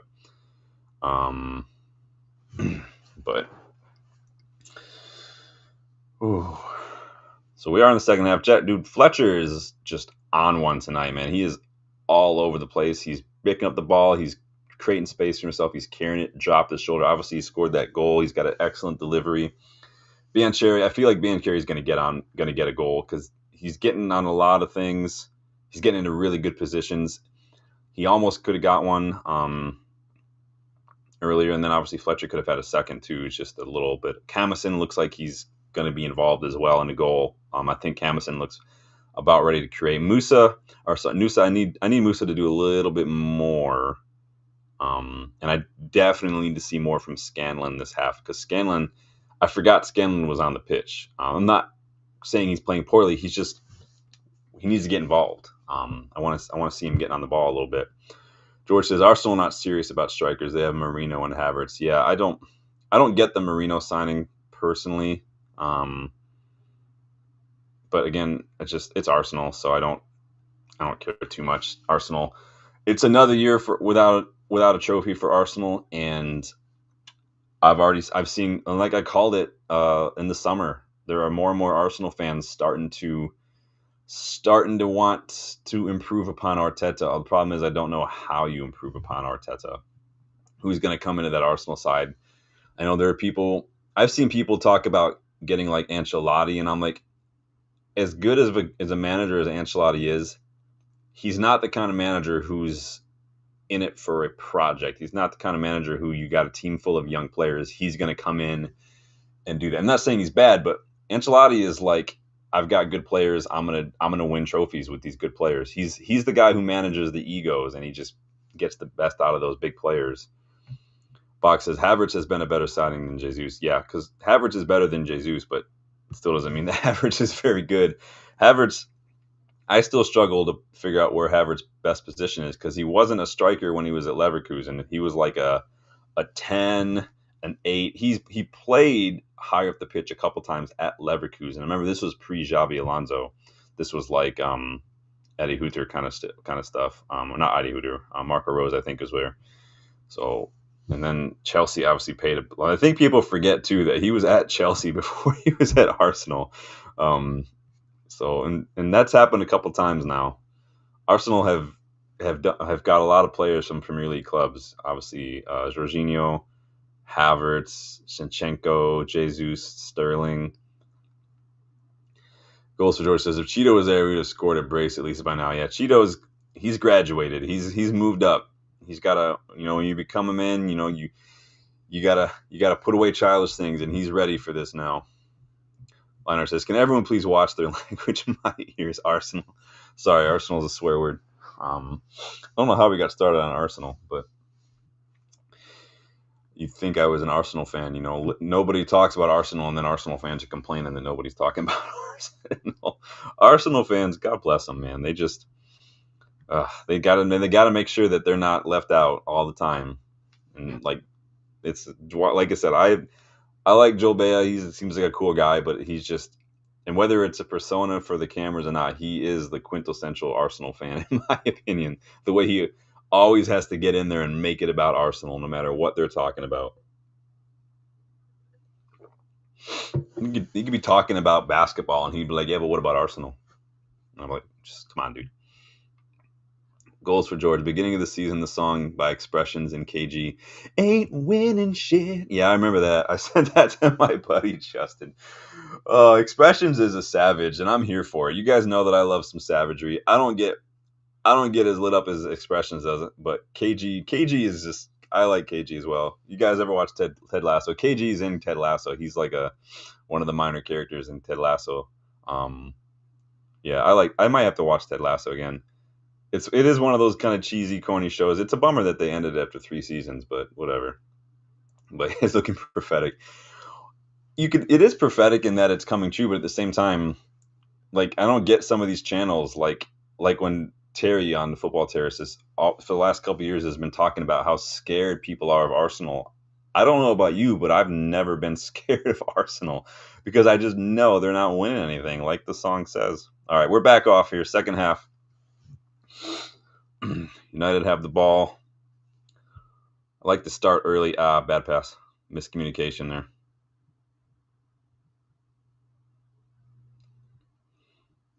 Armour playing a little bad ball there. Good job. This number 7 for Arsenal is pretty tall. Ain't winning shit. That was a good song. I still like my my Fradiola, the Red Nosed Gaffer song, better, but it is what it is. I might be a little biased there, but if you guys haven't seen that, you can give it a look. It's embarrassing. I honestly wrote that in about 3 minutes before the match because I just had a feeling that we might get something, and I wanted to be ready. You guys know I stay ready. I'm always ready. I like to be prepared, and thankfully I did that because that was fun. I'll send that to everyone. I might find a way to record that and send it to City fans. Lionheart says, Evra's quote on Arsenal describes him perfectly. What is Evra's quote on Arsenal? Remind us all in the chat, Lionhearts. Let us know. I want to know. What did Evra say? Evra Arsenal quote. I'm going to Google it. Watching Arsenal is like watching Netflix. You always have to wait for the next season. Is that what you're talking about? I got time for Uncle Pat. Except when he's trying to eat raw chicken. That was messed up. That's how you get salmonella, bro. You don't want to do that. I'm so weird when it comes to food. Like if I've got food that's a little bit past the date, I'm like, I gotta throw it out or put it in the compost or something. I've had food poisoning one too many times, and honestly, if you ever had food poisoning, once is enough. But I'm a little gun shy now when it comes to bad food. I had a turkey burger once that wasn't quite cooked all the way, and I was feeling it.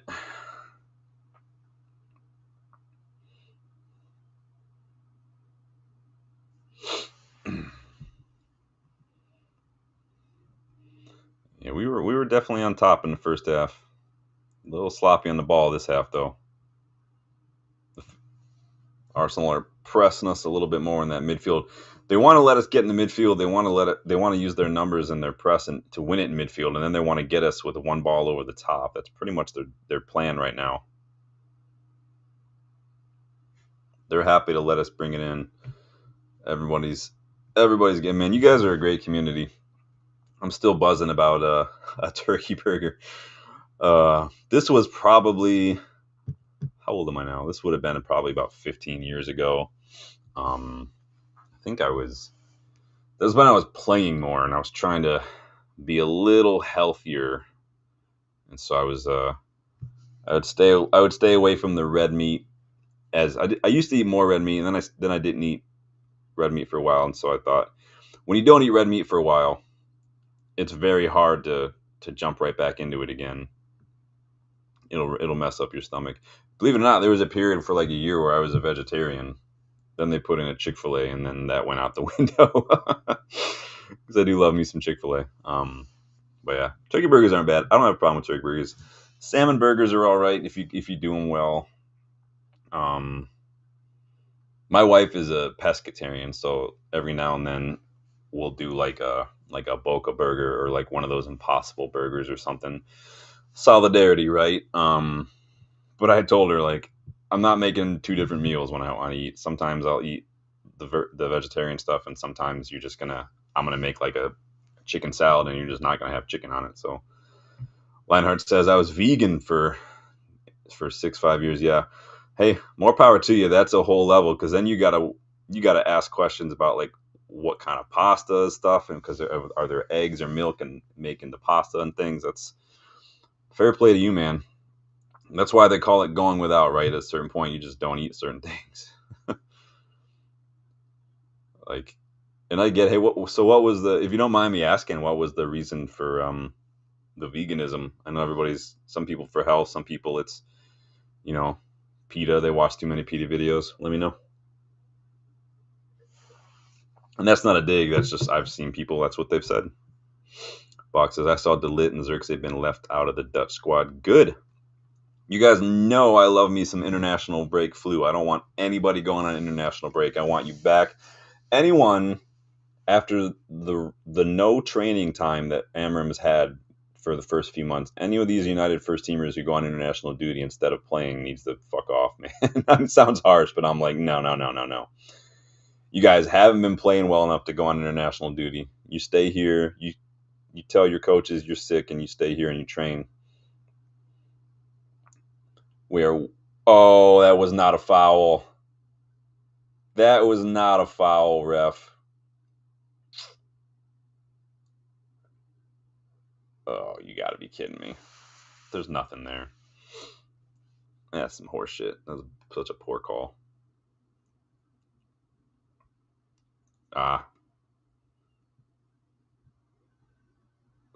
Good job. I must did well to get there. Yeah. Yeah, Amos has been much better tonight than I've seen him in a while, to be fair.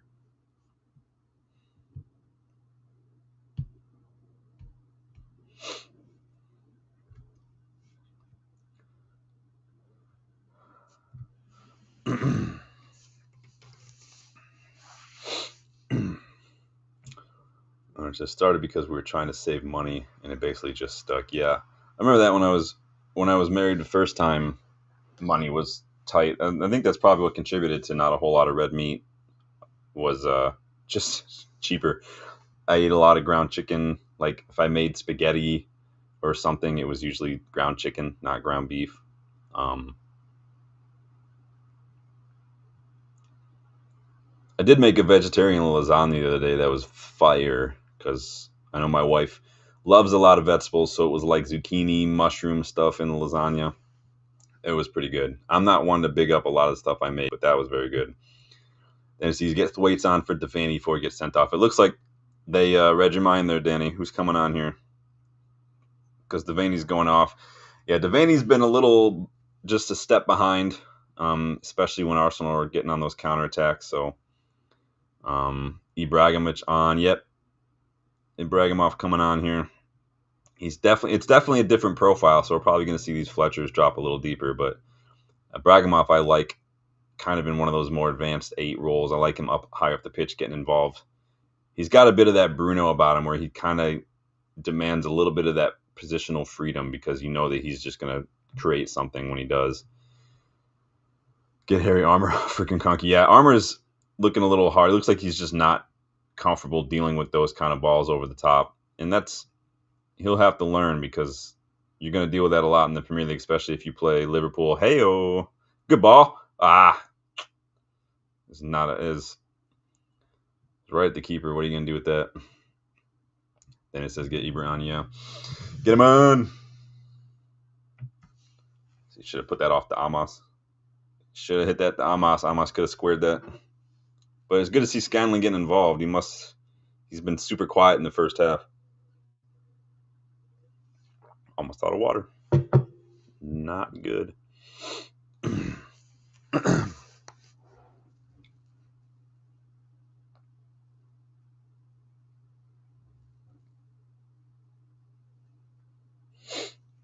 Yeah, you definitely see Arsenal trying to pack that midfield, win that ball back, and then hit on the break.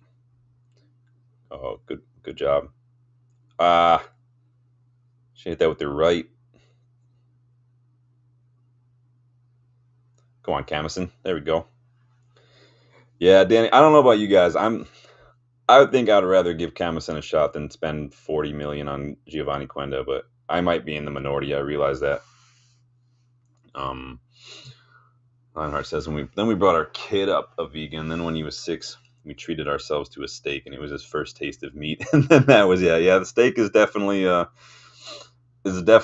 And that's the thing. My wife's work in the last year or so with dog shelters, and now she's on the board for the shelter nearby. And obviously she's been doing a lot of work with animal care workers, working with like grief and trauma and stuff. I think just working more with animals recently, she's probably started to get there. Obviously she did a retreat for like equine therapy and stuff, I think. And I don't have a problem with that. I love animals too. I'm just hungry. But no, the steak definitely does it. So for me, it was like, oh, they put in a Chick-fil-A. I'm like, well, there goes that, because I used to only get Chick-fil-A whenever I would go to visit my aunt and uncle in Louisiana, because that was always the first stop off the airport. But then it says Scanlon has scored for Gibraltar in Nations League. That's good. Nice.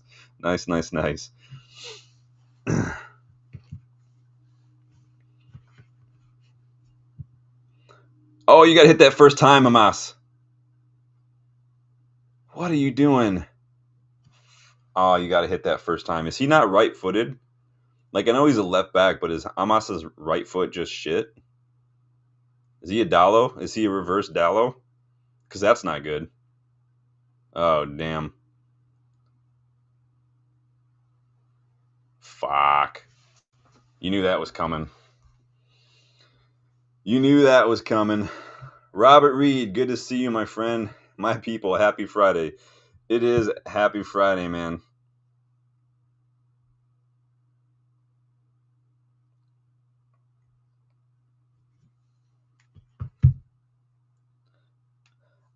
I don't know if that's a penalty. I think that's the ref.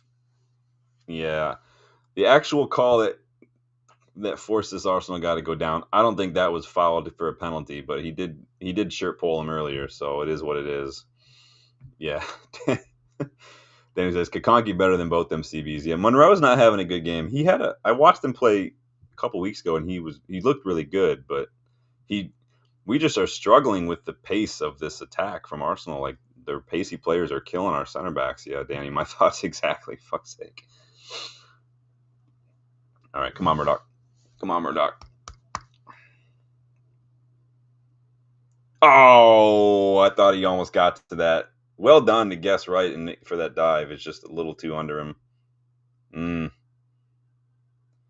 Yeah, Monroe and Armour have been getting done.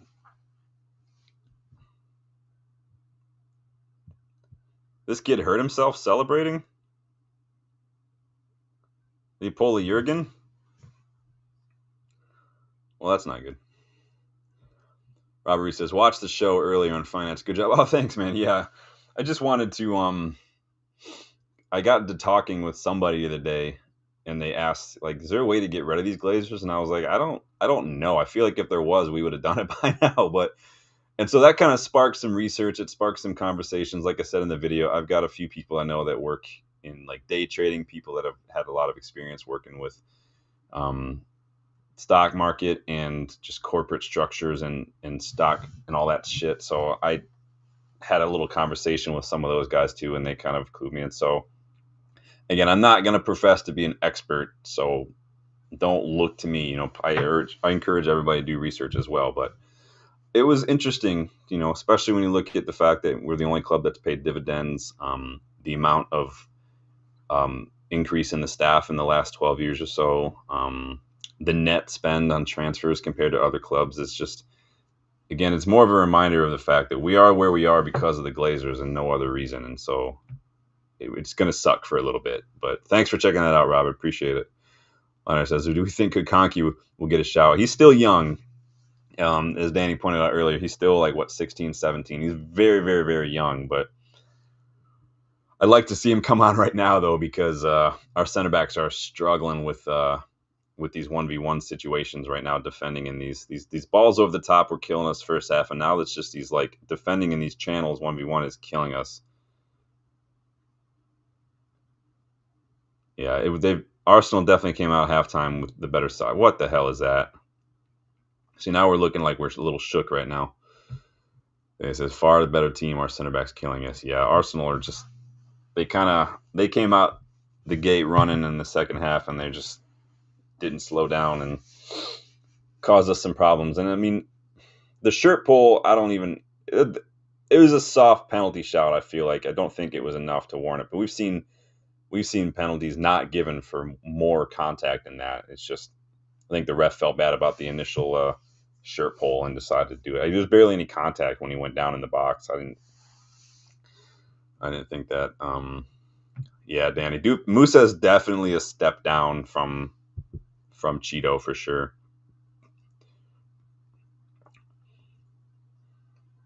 That was a shit ball. That was such a shit ball. Was that Scanlon?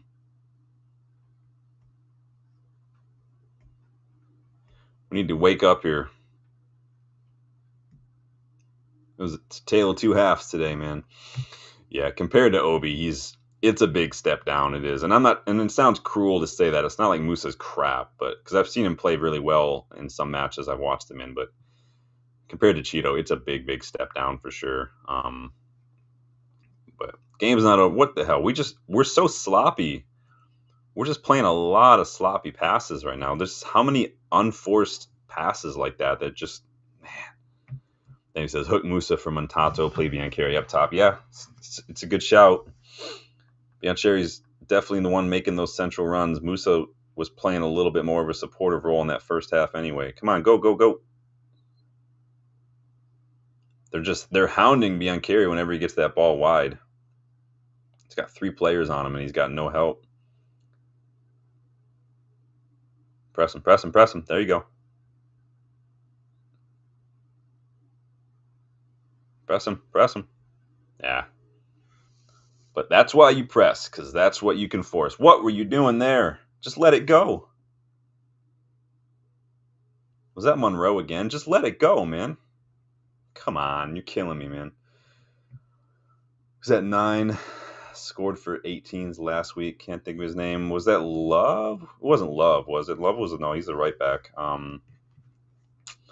It's gonna bug me now.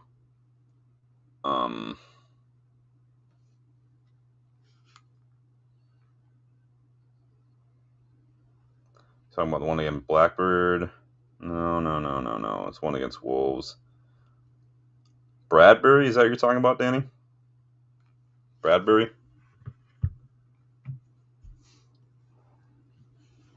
Come on, Camison. Good ball.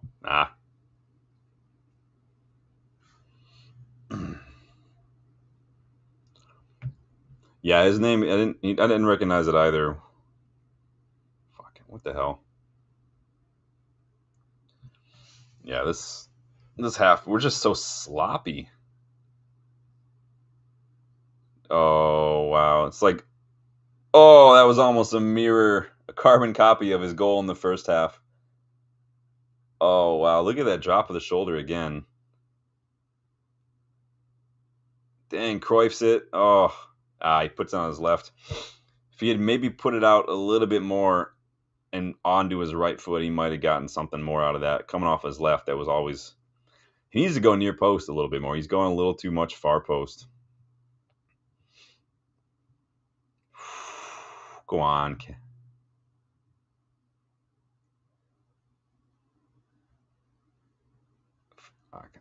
That's too easy. How did two players not come out of that situation? I mean, and fair play to their number 10 there. He's very good on the ball, but it's just too easy.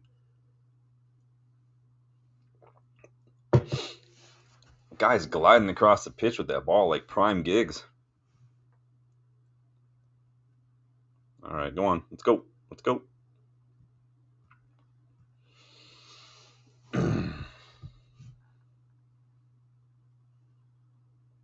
Good. Good, good, good.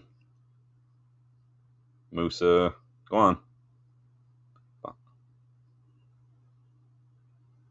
I gotta take that down on your chest.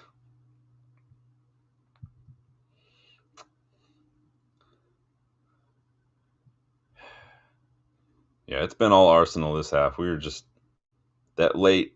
Yeah, that early pen really hurt us here.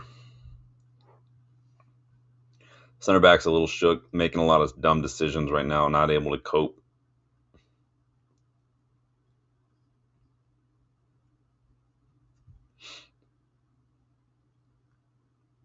Maybe Arteta let him borrow a couple of whiteboards for this one. Maybe that's the secret. Maybe you got a couple pickpockets in the dressing room at halftime. There you go. Go on.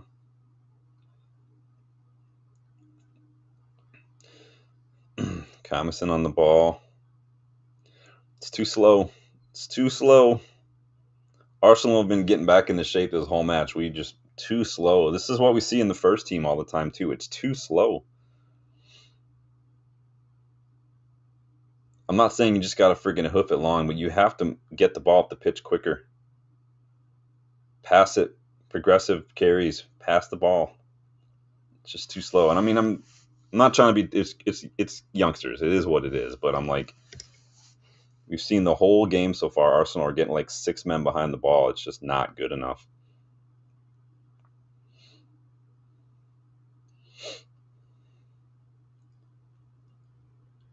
We know this is a cup game, right? I mean, oh boy, this reminds me so much of watching the first team right now. It's so frustrating. It's like you picked the worst part of the first team to try to replicate at this level right now. That was a bad ball. You're trying to force it. Good job. That was Amos getting involved in there. Good ball. Nope. Oh shit. Damn. I heard that. Did you guys hear that? Oh my god. Damn, that looked like it hurt.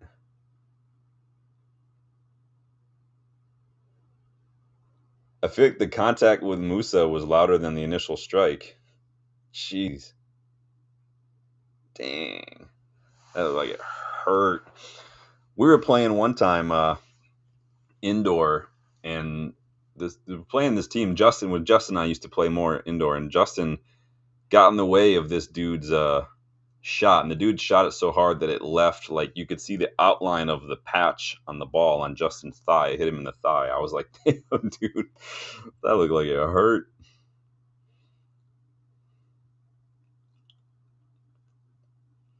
And Justin was really good back when we first started playing. He had really good footwork, really good long. Justin's still got crazy power in his shot, especially on a volley. Justin is lethal with a long range shot.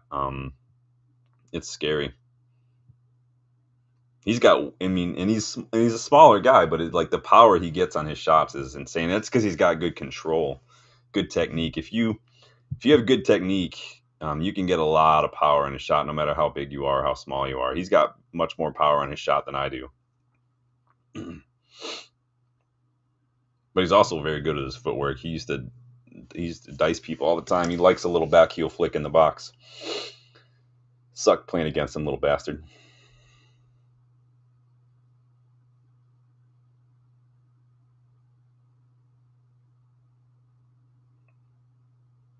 Go on, Harry. One touch too many, unfortunately. Watch the ball, watch the ball, watch the break. Thank you. He was about to release that ball off to the right.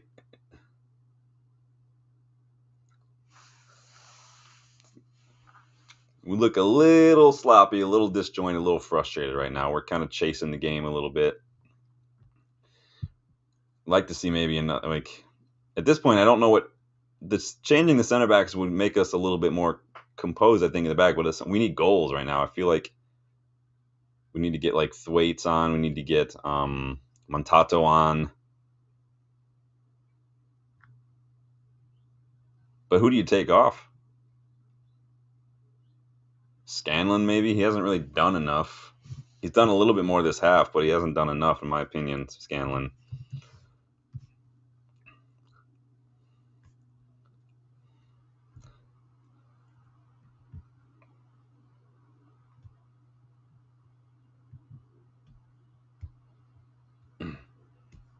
It's cool that this is at the Emirates, right? Is that this is where they're at right now? So that's cool.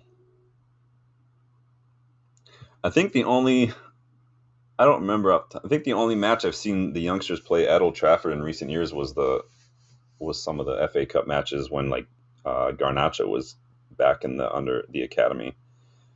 I just don't remember off the top of my head. So we got another Arsenal player down. Yeah, Dalman's looked really good. Someone said that earlier in the chat.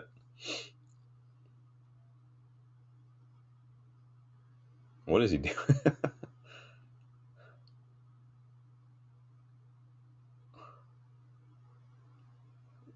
He hurt himself celebrating. He hurt himself on the knee slide, this Dalman idiot. What an idiot.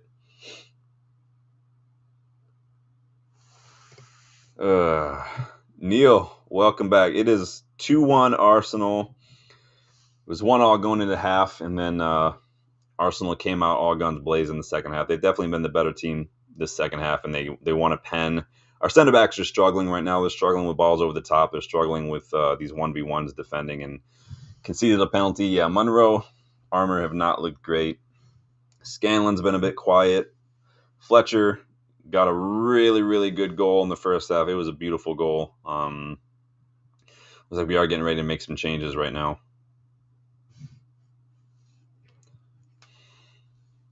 So Montato's on, Musa off now. We're making a sub. Yeah, Musa's been just not... Musa and Scanlon, for me, have just not done enough. But big up, Neil. Good to see you again, my friend. I feel like I've done more watch-alongs for the Academy than I have for the first team. That's funny. It's fine. I didn't watch this the first year. Like, I've always like taken an interest in the Academy, right? For some reason this season, I've just kind of turned it up a bit. I've been very, very... Because we're just getting so good.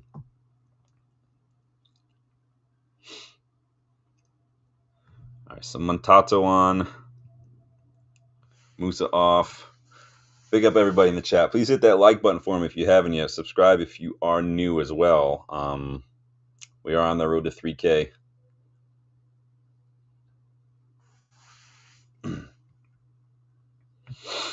Danny says they need to take advantage of the big pitch, but hard with them CVs. Yeah, we don't. If we're leaving too much space, especially in midfield, inside of our half, our CVs, our center backs are going to struggle.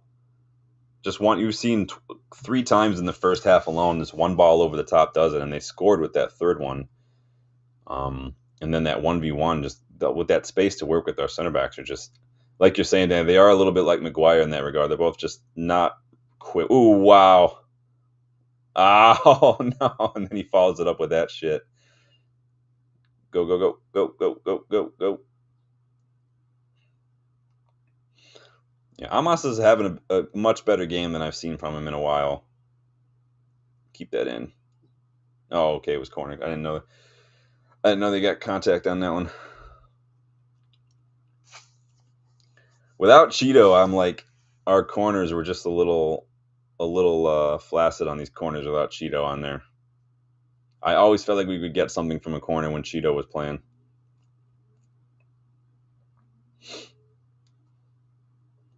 Let's see if he can make a better delivery. His delivery on that free kick was garbage. That's much better. That's much better. Oh. That was like a perfect ball in too. It's all right. Come on. We'll get another one. For fuck's sake, yeah. I'm trying not to get too upset. If this was the first team, I'd be much more upset about that.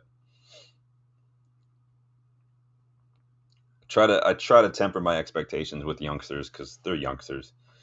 Same with Manu, same with Garnacho, same with Hoyland. And it's going to be the same with Cheeto, and it's going to be the same with Heaven too, and Dorgu even to an extent. Dorgu and Garnacho, I'm a little, and even Hoyland to an extent, I'm a little less leaning on because they've been playing first team football for a while. But let's see what happened here. Yeah, he just kind of turns his hips a little too much. Easy to do when you're in the air. When you shoot, your whole body turns because you're not planted.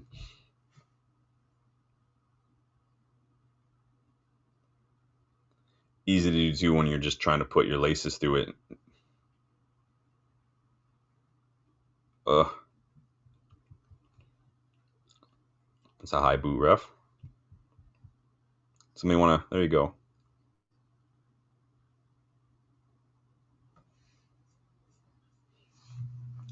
Yeah, Monroe and Armour need to seriously step it up here the second half. Problem is we don't really have any options. Taking off, again, making subs for the center backs isn't really going to do much.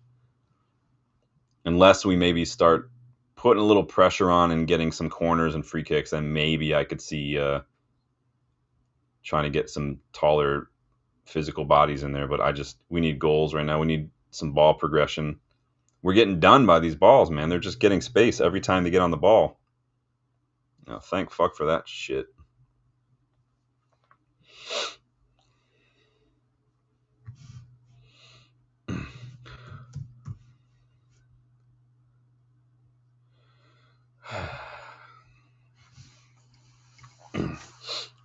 So what do we got going on tomorrow? I want to check the fixtures tomorrow, see what's going on.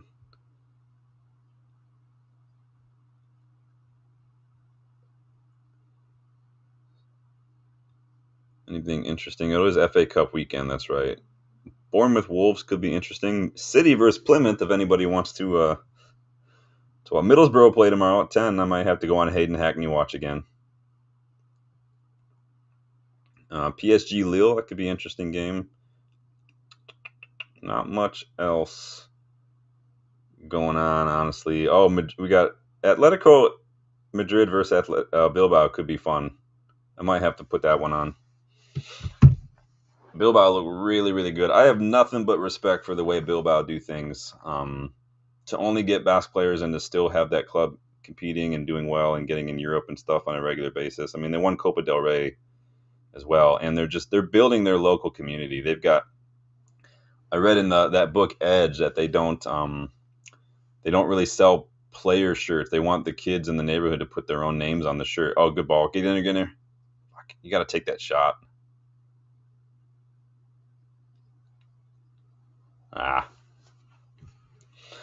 So Middlesbrough, Atletico Madrid, Athletic Bilbao tomorrow for me probably.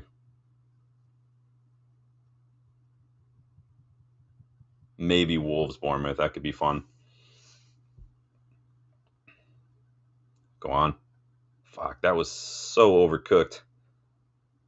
Fuck off. Come on. Why were you leaning back? His little almost his chest was pointed at the sky there. That's just bad technique. That was a good one too, though, to create that opportunity for Scanlon. Yeah, that was poor technique on that shot, Danny. He knows it. He's leaning way too far back. Okay, Arsenal are just happy to go. Are we playing the La Liga side right now? Everybody's just going down every couple minutes. This dude looks about 40 years old. What the hell? Who is this guy? Lionhearts. I was literally talking about Bilbao with my brother yesterday. It's amazing what to do. Yeah, if you guys ever want to get really good insight on some of that, this book Edge by Ben Littleton, there's a chapter in here on Bilbao and stuff, and it's really good. Yeah, Bilbao, I've got nothing but mad respect. And it's similar to like Ajax. I like what Ajax do a lot too. I have nothing but respect for Ajax. You guys know I got a soft spot for Ajax. Neil, yeah, that's right, man. Plymouth is your local club, man. You guys doing the Lord's work out here, knocking those Scouse pricks out of the cup, man. Hopefully you can do a repeat against City. And that's awesome for the club too, just even from for the fans, even for finances. getting some of the gate on those, on getting this deep into the competition. Just fair play. I know you guys probably weren't hoping to get City, but I'm sure you guys are just loving it, man. That's awesome. But anytime Liverpool get knocked out of a cup competition, it's excellent. That was probably my favorite match of last season, is that FA Cup quarterfinal. I mean that match had everything, man. I love that match. I don't even mind looking back that it went to extra time. I mean, Rashford probably could have done better to end it in normal time, but I'm not going to complain too much. This dude's been down for like 3 minutes now, this 40-year-old academy player.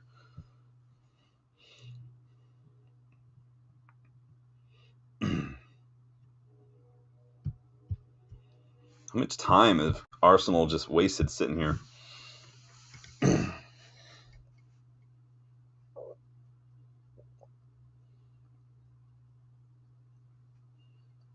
All right, let's press them good. Just win this ball.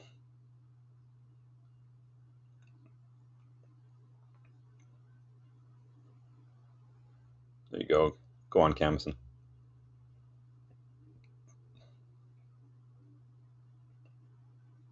Well done. What are you doing, Armour? Just calm down, bro.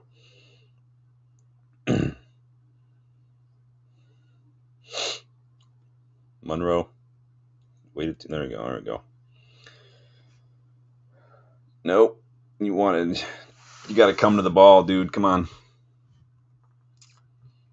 Agile Beast, welcome back. This is live on YouTube. If you look at the pinned comment in the chat, that is the link to the match. It is on the FA Cup's official YouTube channel. I pinned it to the top of the chat. So for everyone who was looking for it, Denny says there better be like 6 minutes of injury time. They're better. Arsenal have had like 3 or 4 players go down for minutes on end. Come on.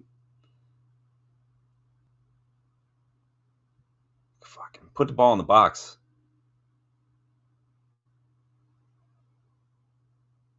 What? That was such a center back ball. What the hell? That looked painful. That was such a center back ball from Monroe. What was he doing there? Was he trying to pass it, or was he trying to shoot it? Like, what was he doing? Armour and Monroe have been struggling today, man. Danny says, yeah, Armour is a big liability. He's looking like that was just... He just looks like he's just hesitant today. He looks like he's just a little timid. He's been done a couple times, and he's worried about getting done again. Neil says, Plymouth sold 8,000 tickets for tomorrow. Awesome. That's awesome, man. I love this is why I love domestic cups. I'll never understand why people don't rate the Carabao or the FA Cup, because just the atmosphere, like, I love it, man. I love the smaller grounds, the dirty pitches. I love it. It's like the great equalizer in a lot of ways, those kind of things. So, and I love it for the fans of these smaller clubs, right? Just that experience and the day out, and it's great for those clubs too. Like I said, man, this is why the Super League is bullshit. We want this kind of stuff. Danny says he's poo. Definitely Harry Maguire's son.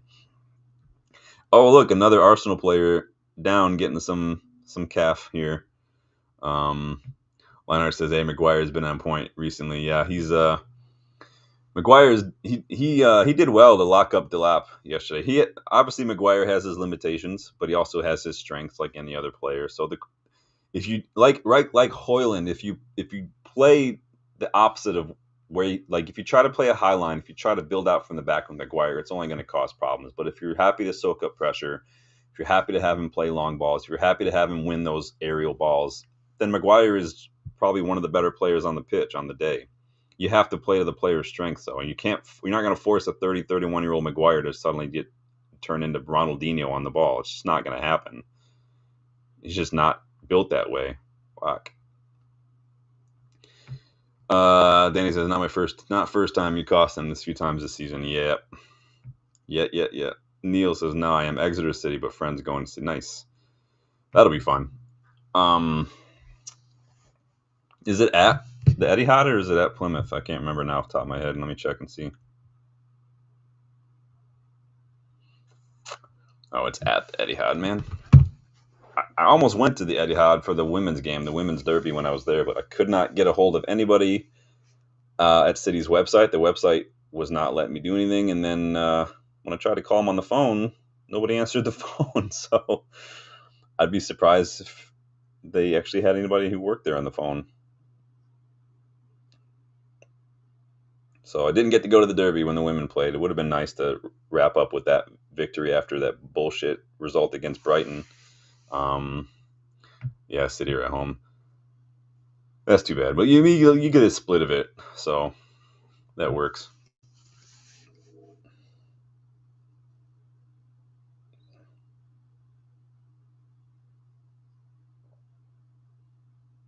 Let it go. There you go. We got 6 minutes and change. We got 7 minutes and change almost. Go on. Go on. Stay on him. Stay on him. He's getting forced wide. It's not helpful. Good. Well done. There you go. There you go. There you go. Just open up some space. Woo! Well, what a strike by Kamasan. Did I not say in the first half he was going to get involved in this game? He's been so good. He got a little quiet in the second half, but woo! That's a couple of freaking worldies from our players today. Fletcher and now Kamasan. Did you see the freaking swerve on that shot? In real time, it was such a perfect angle. Bach says, yeah, Kamasan, man. He's been a freaking bright spark. Look at this. One touch. Boom.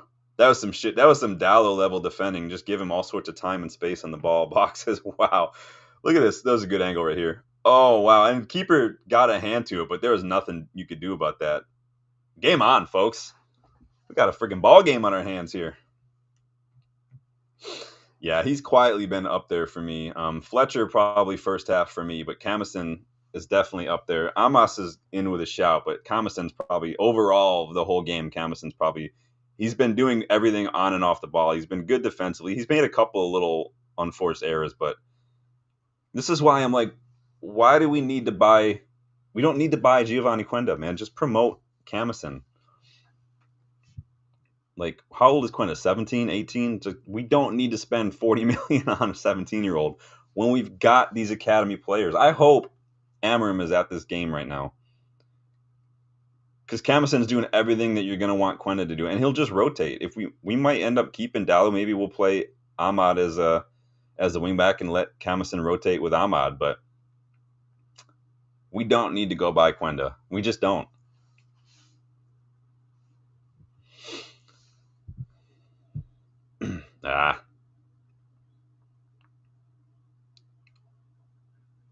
Is that a Bragimov? Yeah. Can't see who that is down there.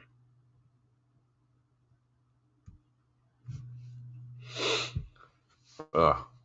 So we need to keep the momentum up. I want that to take the wind out of Arsenal's sails. I want them to deflate them, and I want us to take advantage of that momentum.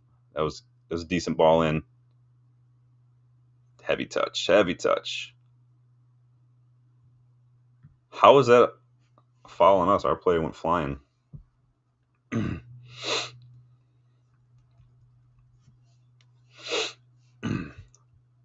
Press him, press him, press him, press him, press him, press him. Well done. Well done.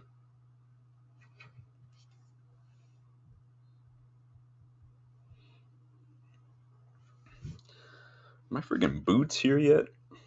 Come on, we need to capitalize on that goal. We need to stick with them.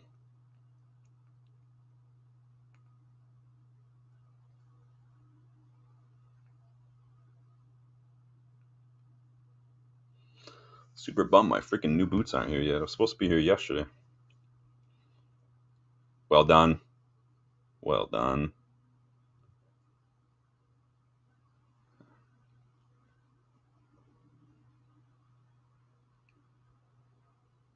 There you go. Back to keep, back to keep. There you go. Good job. Yeah, Kamasan's been he's probably my man of the match so far. You guys have a man of the match so far? Have you guys been following this along with me? If you asked me in the first half, it probably would have been Fletcher. Go on. Go on. Get out of here. Is this kid going down? He's got like a cramp or something. So give it to Camison and let him take him on if he's injured. Where is Camison from? I don't know.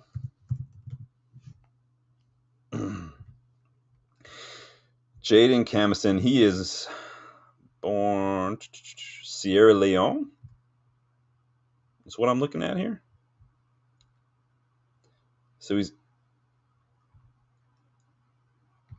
English player, but it looks like he was born in Sierra Leone. Is that what it is? No, he's born in England.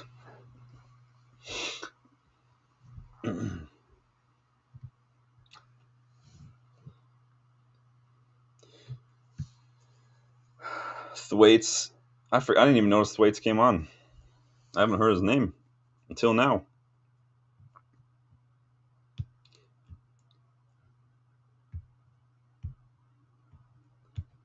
All right.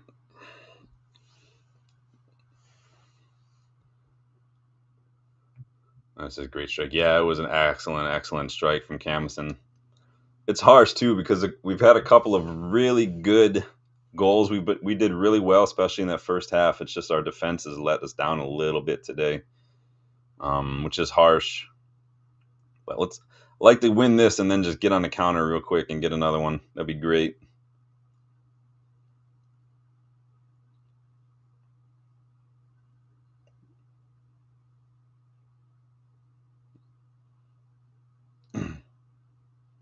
Go.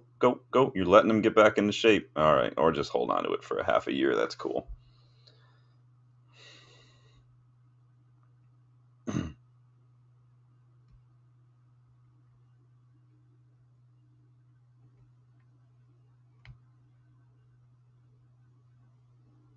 Go on, Thwaites. Go on, Thwaites.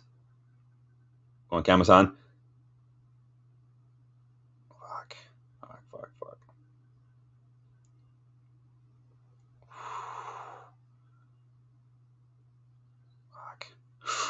Ah, Fletch. 9 minutes. Interesting. Liner says, anyone watching the Betis game on Saturday? I'm probably going to be watching Middlesbrough because you guys know I'm 24/7 on Hayden Hackney watch, and then I might watch the Atletico Madrid versus Athletic Bilbao game. That's about it for me, though. Not a whole lot. Maybe Bournemouth Wolves, too. I don't know yet. Just depends on what I have going on tomorrow. We'll be back tomorrow for the match preview for the FA Cup match against Fulham on Sunday. I'll probably try to go to Loaded Dice on Sunday to watch that, so probably not going to get any sort of match reactions till Monday. Oh, stick with him.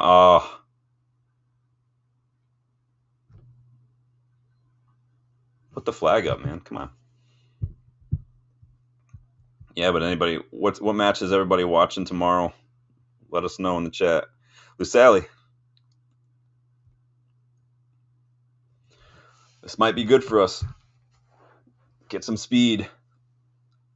Guys need to watch how freaking rapid this kid is if you guys haven't watched him play. I remember we got him from Palace. Haven't heard a whole lot from him. I watched him in the last youngster game, and he is rapid. Like, rapid.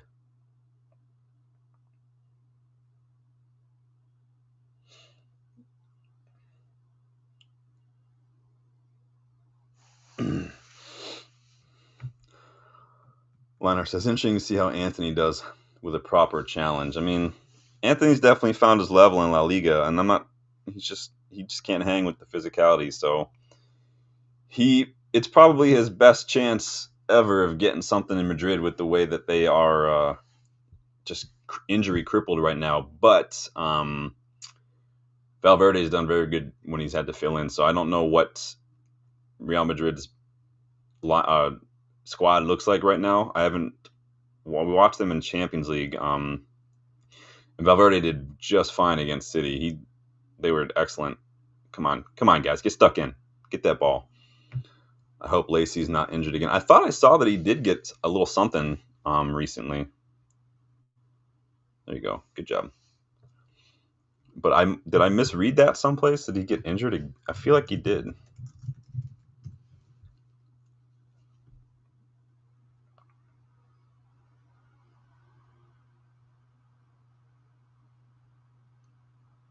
Yeah, he was injured early, and then he came back, and then I just haven't heard. Maybe, they might be taking it slow with him because he was out for a while.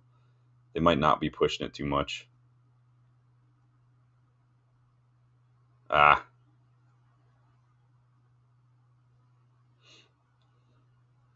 it's like my go-to noise when somebody makes a mistake or when I make a mistake. It's ah. I just noticed that. I do that a lot. I'll do it when I play and I like misplace a pass something. I'll be like, ah, well done. Well done. We need to win these second balls if we're gonna have a chance of doing something. Yeah, Dan Gore got injured on a loan.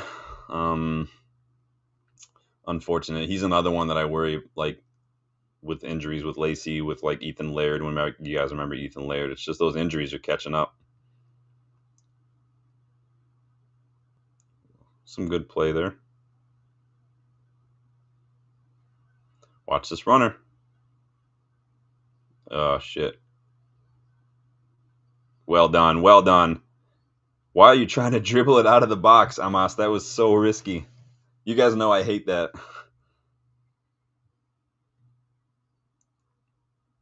Well done, Murdoch, though, for that save. They had us done. They had runners on the right, runners on the left. We were done. If he would have passed that ball, we would have been done.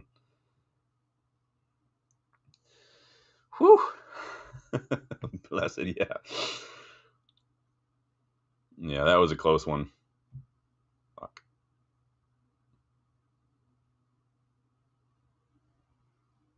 Wow, that's such a bad touch. Is that Scanlon again? Scanlon's not having a great game today. But this what happens, like that touch that Scanlon just put. That's what happens when you're not getting involved and you're not getting rhythm. You're not getting familiarity. Like you're basically still cold when you're not getting that involved, and that's where that heavy touch came from, man. But yeah, those our center backs are struggling. That's why they won't win the league. Yeah, we're doing so well, and then Cheeto got promoted, and then it's been a shit show since. It's just funny how one player can sometimes just he was just too good for this level. He just elevated everything. Let's go. Let's win this. There you go. We won a second ball. Look at that. Take it. Take it. Take it. Look how fucking fast this kid is, you guys. God.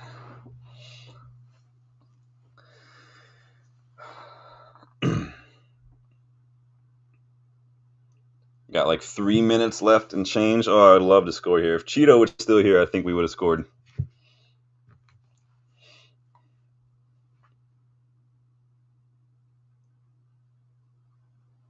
Yanazai corner.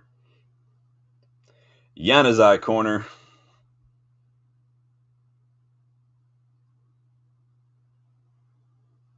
If you know, you know.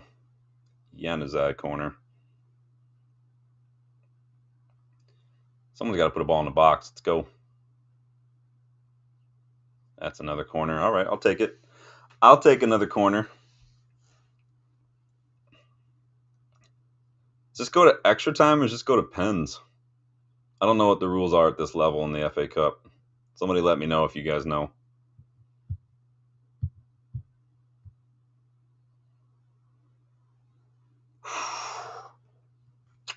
Just under it. The shortest guy in the pitch is the one getting on the end of that.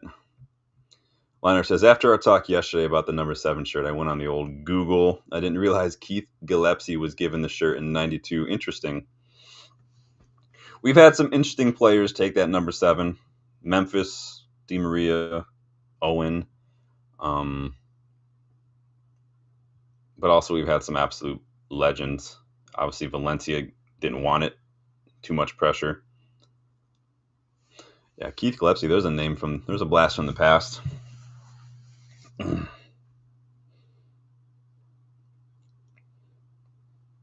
Oh, they go to extra time. Oh my god, that's insane. Uh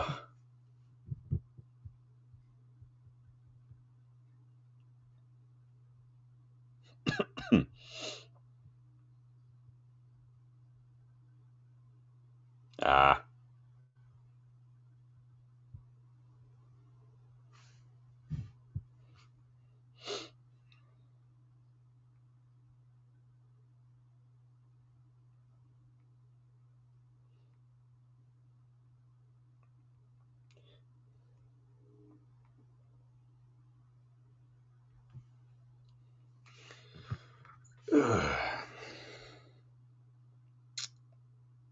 Yeah, less than a minute, guys. What are we thinking here? Hail Mary right now. Just throw it up there. Oh, good job. Whoa, what a good take. Oh, he just pulls it. Fuck.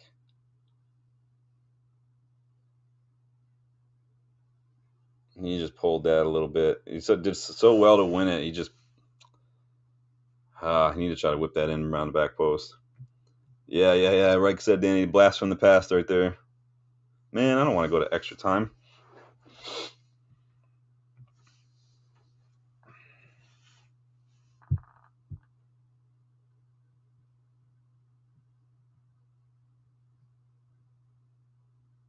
Go, go, go, go, go, go, go. Oh, that was vital from them. Let's go. Let's go. Why? What were you doing? Oh my gosh. Lasalle's ball. Go, go, go, go, go, go, go, go. Go. Fuck. Fuck. Why'd you take like 8 touches to get that out of your feet? What are you doing? Fucking hell. I literally said fucking hell, and I just read that you wrote that. Oh, why do you take like 8 touches to get that shot away? Man.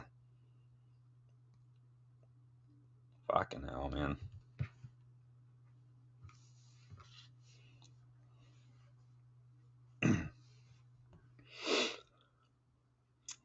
Like the first team, man, we just leave it a little too late to turn it up a gear. What Camison carrying this team today, man. I'm telling you, these center backs need to go take a look in the mirror when they're done with this match because they are fucking up, man.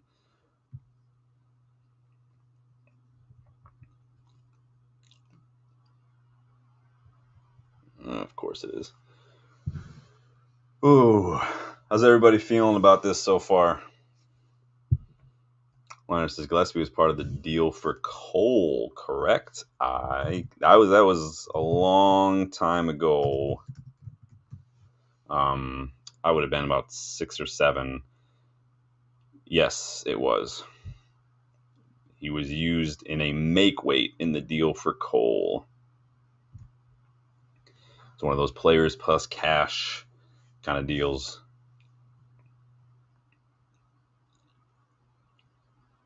Who we still have on the bench? Whew. See, we don't deserve to be. We deserve to be winning right now. These defenders have been fucking up, man. Those goals from Camison and Fletcher, I mean, those are goals that deserve a win any day of the week.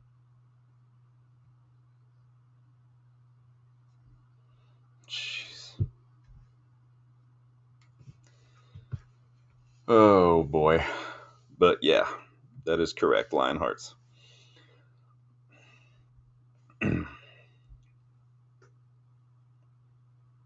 There's really like nobody else to bring on besides Kukonki. If you bring on Kukonki, you have to switch to like a back 3 and just kind of get more bodies forward and just kind of have Camison and Amos or whoever kind of sit a little back. But I don't know. I mean, the only one left is Kukonki, so. And we don't need defenders right now. We need some attackers to get on the end of this. I remember my dad being outraged. Yeah, my dad honestly doesn't know shit about football. He coached me when I was really young when I did indoor, and he was just an absolute dick. Anybody else have one of those experiences? Dad's coaching should never be a thing. It just doesn't work out well, I feel.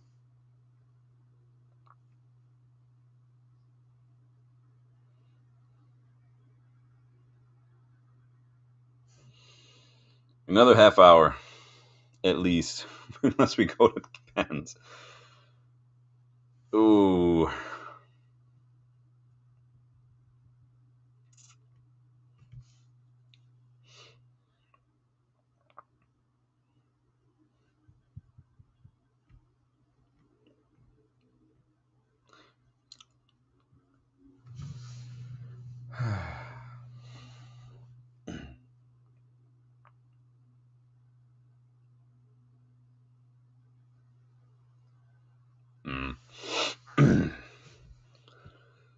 Squeaky bum time here.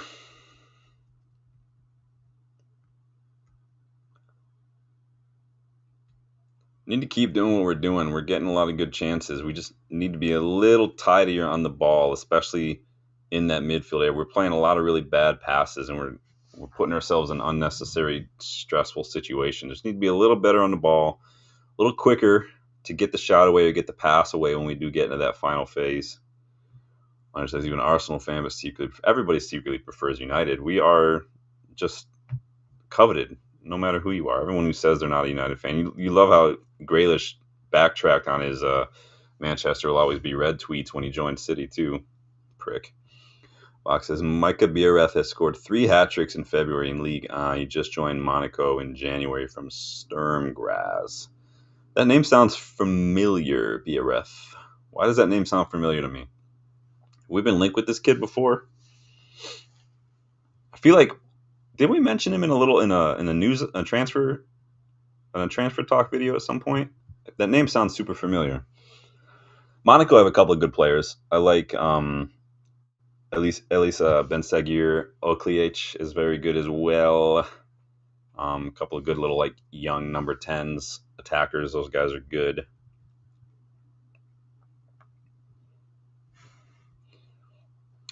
Danish. That name just sounds familiar. I feel like we've been linked to him before. And Konki is on the pitch now. So is this back 3 time, or are we just trying to like not be so shit at the back anymore and bring on some fresh legs? So Armour off, Kukanki on, that's it. Otherwise, we just got to, like, that's it. We've already made so many subs.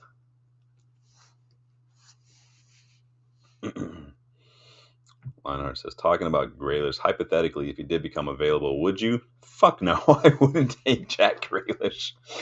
I've never rated Jack Grealish. Fred had more goals than he did his first season at City, man. Grealish is just, they've already bought 2 other attackers. Oh, look at Lasali, man. They've already bought 2 attackers for that same position almost since bringing Grealish to the club. He's not done anything. He had 1 decent season his second season. I mean, have you seen him at all since? Not enough talk is being made about the flop that is Jack Grealish. $100 million they paid the release clause for him. And I'm told by City fans that he's worth the money because kids get their hair cut like he does. Fuck off. Do me a favor. Seriously. And it says Scout Report. Yeah, the name sounds familiar. I can't remember. I feel like it was a name that probably popped up in one of the news roundups or the transfer talk shows, that a random link to United, and I spoke about him a little bit. Then it says Armour, a walking mistake. Yeah, Armour did not have a great match. I've seen Armour had good matches. Today was not one of those matches, unfortunately.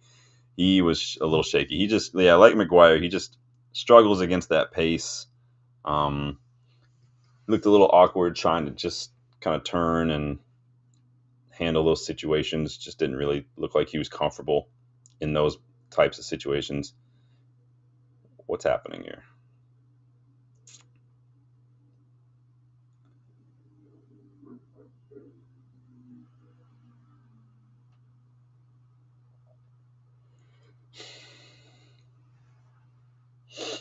It's a little slow. I like to see it just move the ball a little quicker.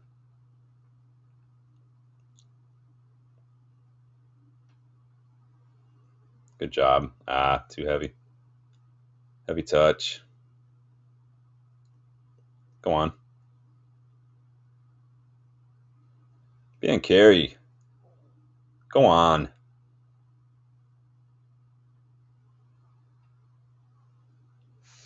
Yeah, when you play like that fast pace like Arsenal been playing, they're going to get a little tired. go, go, go, runner, runner, runner. Ah. I mean, I don't know why I'm expecting the youngsters to be able to ping a 60-yard ball like their prime Xabi Alonso. We can dream. Oh, good ball. Oh, being carried just jumped a little too late.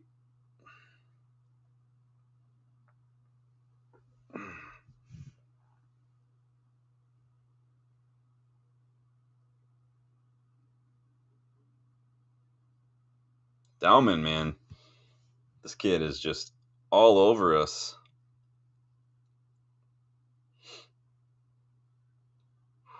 Getting done. Yeah, we need to keep this Dauman kid off the ball because he is doing us dirty every time he gets the ball and he gets the run. Go on, Camison. Go on, Camison. Fuck off. That's second time now, Camison. Come on. If you're going to take the shot, you got to put it on target. That's twice now you've done that. That's annoying. He's got to do better. He's got to do better.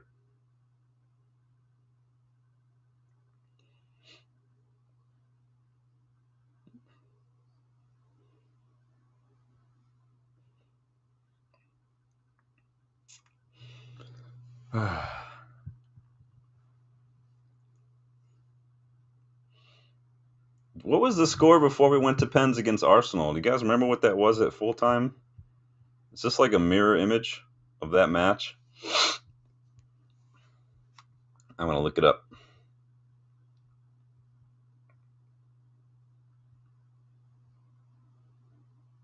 No, that was 1-1, and we went to pens.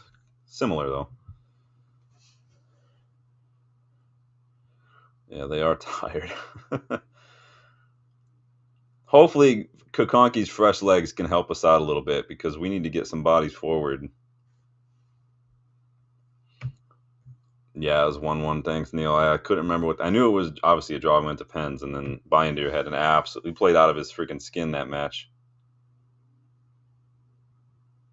This is why I think Binder should be starting. I don't know what the update is on Binder. I haven't, like I said, I still haven't looked at the presser yet, so I'm gonna wait and do that later on. Come on. Yeah, Scanlon's not having a great match in my opinion. Oh, get there, get there, get there. There you go. Kokonki's definitely got armor beat for pace. Nope, that was the wrong ball. What is Murdoch doing there? If you're going to play that ball, you got to play it quicker. Lash as well. Binder eventually played out. Yeah, Binder had a rough start to life. That Spurs match is best left unsaid, but he played out of his skin in that match. He saved pen in normal time, pen in the shootout. Like, he's looked good the last couple matches he's played. He looked better than Onana, but it's not hard to do. I mean, fucking hell, I look better than Onana in the 20 minutes I played in net last week. Fuck.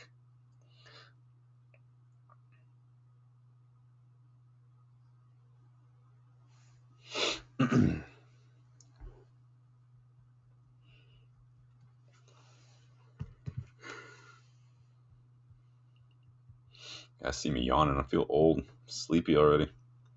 I wake to my defense. I wake up at like 5 a.m. every day, and it's just dogs, coffee, dog breakfast. It's everything.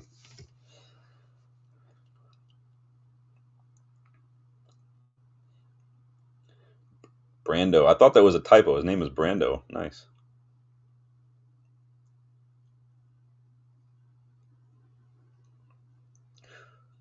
Who's gonna pull us out of the shit, you guys? Who do you see coming up with a moment of magic right now to get us back into this? Get there, get there, get there. Leonard says, "Oh, I did you do your football?" No, man. Nobody. I had called Justin earlier in the day. Justin's job, he's kind of on the car a lot, so I talk to him pretty frequently throughout the week. But yeah, guys, I'm a sub, so I'm not. I just offer, like, if you need people, let me know. And I'd call them probably like mid afternoon, and the guy who manages their team, like the guy who formed it, just didn't get back to Justin until like 6:30, 7 o'clock. By that time, I can't wait around by my phone all day and like just put off everything. So I was like, I got other stuff I got to do. So if I didn't hear from you by that time, they didn't kick off till 10 o'clock. So I was like, I didn't hear anything until like 8 o'clock, and I'm like, I'm already like busy. So no, I did not play football to answer your question. My boots aren't here yet though. I'm still waiting for them. They're running behind on the mail, but did not play yesterday because nobody gave the call. The guy didn't get to Justin until super late, and Justin was telling me like they only literally had one sub because nobody showed up. So I was kind of bummed. I wish someone would have told me go. That was a weak shot. But yeah, I wish somebody would have told me earlier. Like I would have definitely gone, but by the time I knew, I was already busy. So what's you gonna do?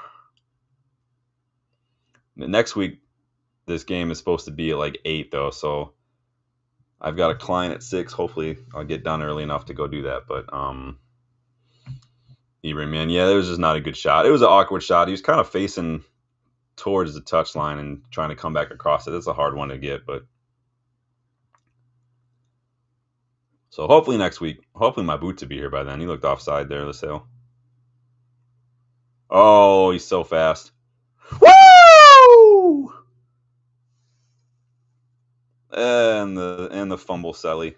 I told y'all, Lucelli is quick. Look at this little kid. He's up for it.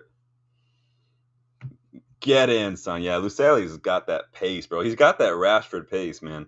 He's very, very fast. He's on. He's for sure on. He looked off for a second there, but he's on. Let's see this touch again. Oh, my God. What a good touch. Took him a little wide, but he's so fast. It doesn't matter. Wow. What a touch to set that up. Montato, too. I got time for a stumble, Selly, too. I don't have a problem with that. It was a very great goal. It was a really good goal. Those fresh legs are doing it, man. Yeah, this is why I'm like, we don't need to go buy Giovanni Quenda. We've got in Camison and Montato and Lucelli and these guys, we've got players who can do that. Only difference is you wonder if they need to go maybe on loan first and get some first team ball in to see how they can hang. We needed that though. Let's get another. I'm greedy. I want another one. Let's go. Montato, is he 16? Montato. Bendito Montato. He is 17.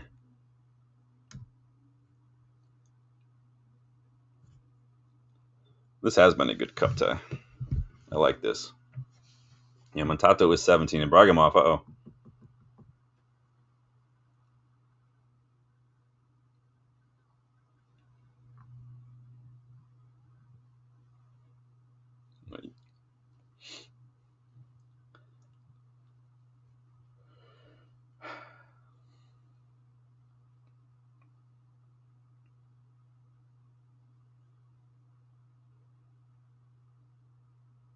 Let's get another one. Good ball. Good ball. Keeper's off his line. Come on, chip him. Oh, I wanted him to chip keeper. Lionheart says, you know what I really love? Even an under 18 match, you still hear all the United fans. Yeah, man.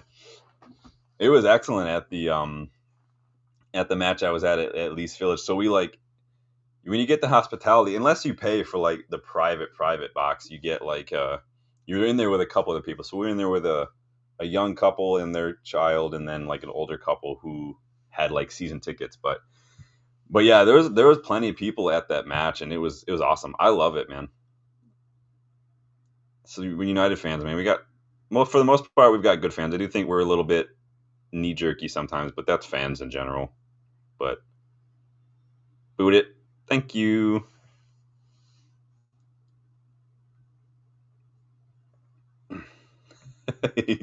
Nice.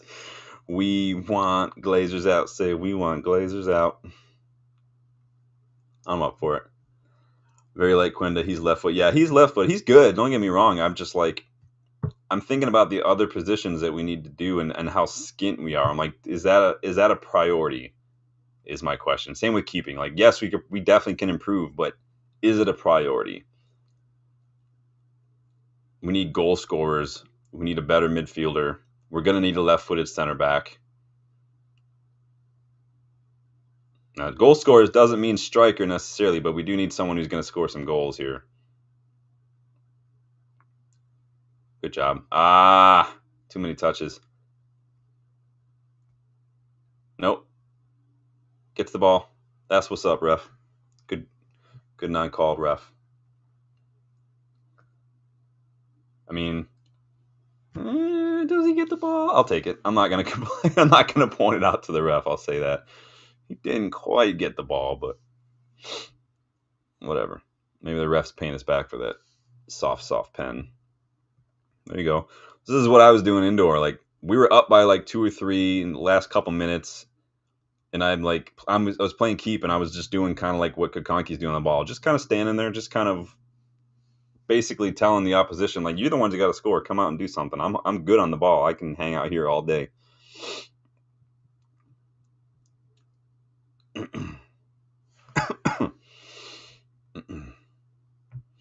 Oh yeah, he is very like Quenda. Yeah, looks like it, right? He came in and cut in and got that. I don't remember.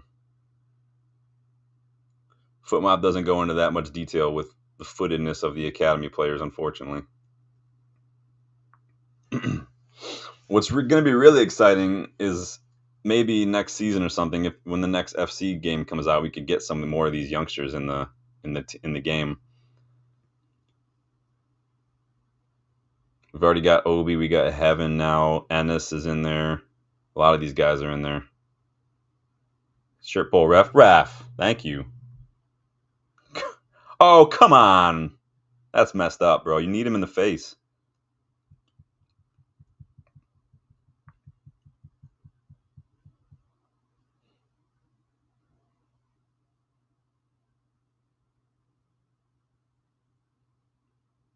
Bro, he walked over him and kneed him in the face, man. Someone needs to come in and just shove this kid to the ground. I mean, I guess I shouldn't encourage that because he's a child, but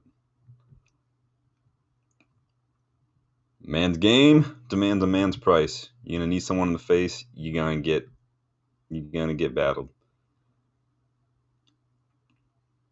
So we're almost at the end of the first part of extra time.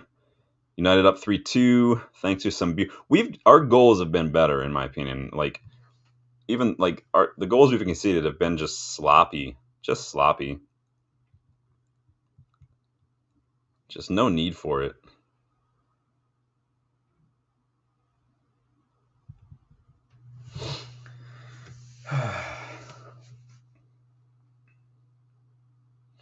Danny, who would you guys think would be the one to, if you didn't get Quenda, who would be like the Quenda from our academy?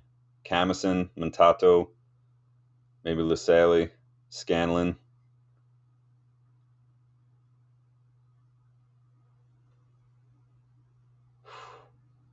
This kid just forced himself super wide. Oh, how the hell did that ball get all the way through there? Jeez.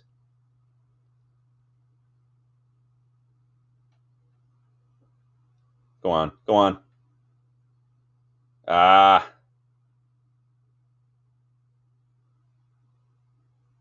All right. Whew.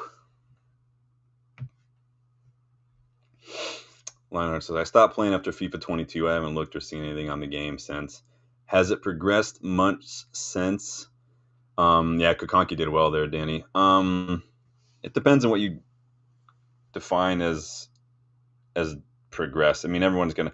I don't play Ultimate Team, so I couldn't tell you anything about Ultimate Team, if I'm being honest.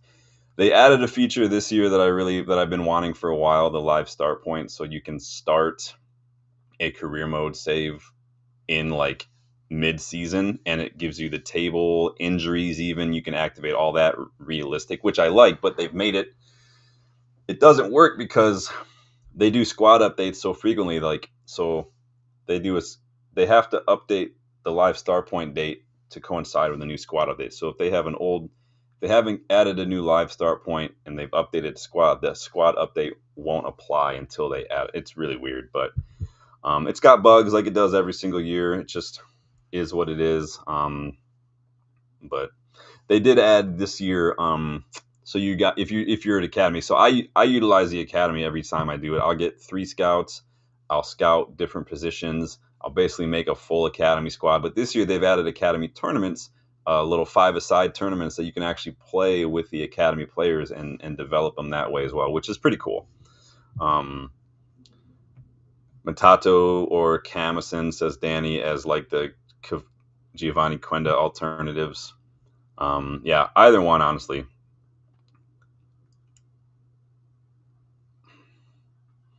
But yeah, I mean it's all right. I'm getting less and less time to play now, so it's a question of if I need to even bother. But like I said, I don't do Ultimate Team, so I'm sure there's a lot that goes into the game that I'm not even playing because I just don't do that. But I don't do player career. I literally just do manager mode. So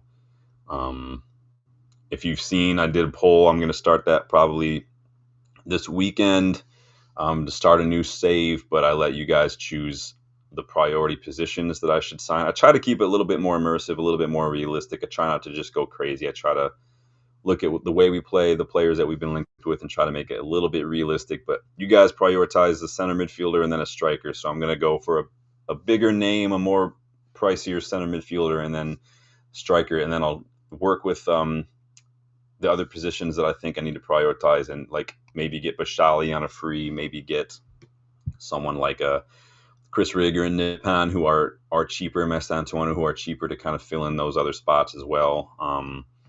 So yeah, it is cool in theory, but the problem is they've also just made some unnecessary changes. Like when you're making your formation, you used to be able to just select a player, right, and move them around and then pick a position. They don't let you do that anymore. It's all predetermined. And if the player isn't in the game, like classified as a certain position, even if they play in that position in real life, their overall suffers. So it's just dumb. But Danny says, if you could add Camison, definitely game the Matata, we would have a world beater. Yeah. Oh, it's a defensive game. Yeah, if you could find a way to combine the two, I think it would be working. I mean, honestly, it's just you don't even have to be like defensive. If you have enough speed and enough stamina, you can be a body. You can keep up with people on a run. You can get in between them and stuff. You can force them wide if you're able to keep up pace wise, and if you have the energy and the stamina. It does help to be physical. It does help, but you can keep up with them. That's why I do think Dan James could be a very good wingback in the system somewhere. But he's doing all right at Leeds. He scored the other day. I didn't realize how old Dan James was. I mean, he's not like super old. He's like 27, and I remember when we got him, he was like 21, wasn't he? That makes me feel old. Nope. Oh, that was a risky pass.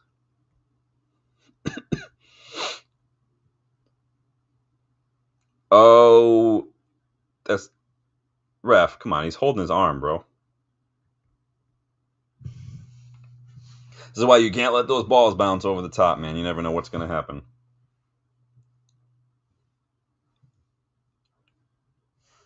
We get another one, I'll be happy. If Cheeto were still here, I'd be 100 times more confident on these set pieces. The dude always seemed to pop up on a set piece. I'm pretty sure he scored from a set piece when I was there. It feels like so long ago. It was only like a little over a month ago. It feels like an age ago already. Go. Get in there. That was a beautiful ball. Nope.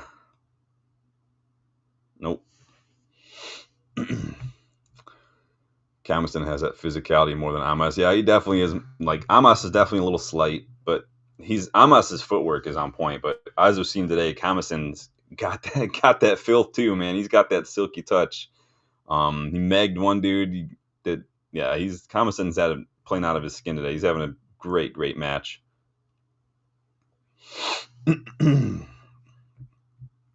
Yeah, Danley says Scanlon. But yeah, I've been saying that since the first half. I didn't even realize he was on the pitch in the first half. He started the second half a little bit more involved, but he just hasn't really been as involved as I would have expected or hoped. He can go missing in games, Scanlon. He can do something when he's on the ball, but he does when he's not actively on the ball. He is almost non-existent in a lot of ways. So he's gonna have to find a way to get it. He's like Hoyland. Hoyland's like you got to get more involved in the game somehow. You got to find a way to add that to your game. Find a way to get involved in the build-up. Get involved in other ways. If you're not even getting involved, that's not a fucking foul. Get up. These fucking Arsenal players, man, I swear. Man of the match so far, yeah, definitely's got to be Camison, in my opinion. These Arsenal players are getting on my nerves, man. Get up. There's no VAR, you little dick. What the hell, man? No, he trips over his own feet. That's not a pen. Get out. Kakonki, great player. Yeah. Oh, that's embarrassing. Let me see what this. I got to see this again. That's not a fucking pen. Oh my god. Oh boy, I'm surprised they didn't give him a red like they showed Dorgu. Nobody can convince me that that was a straight red for Dorgu, by the way. I know I'm in the minority, but it did not seem like a red to me. Sure, it hurt, but I don't think it was a red. It wasn't reckless. It wasn't high. He caught the ball. The ball went out of bounds. Like it only does that if he catches the ball first. Take it.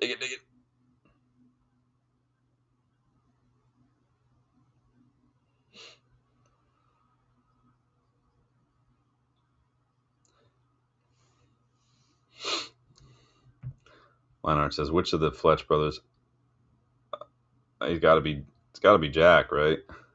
Leinart says it was a red. No one, I'm telling you, you can put it in there. It's not going to convince me that it was a red. It was studs, yeah, but it wasn't high. He catches the ball. It wasn't like he came sliding in. Like,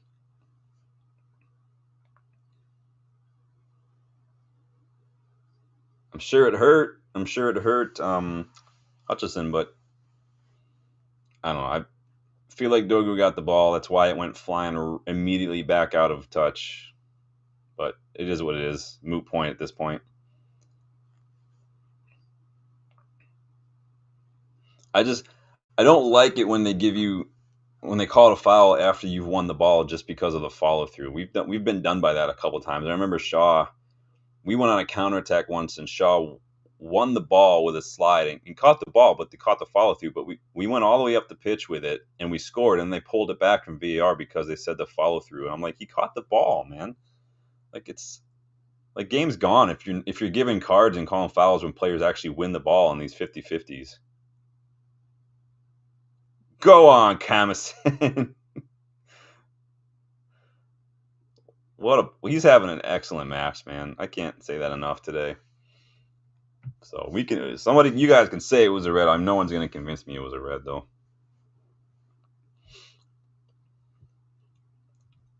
I feel like Camison's going to get another goal before this one's over with.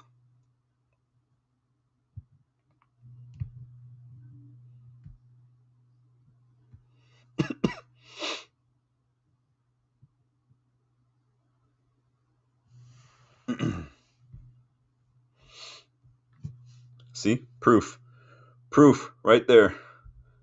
Proof. It was proof. He caught the ball. Again, the ball only goes flying right back out of touch because Dorgu gets it.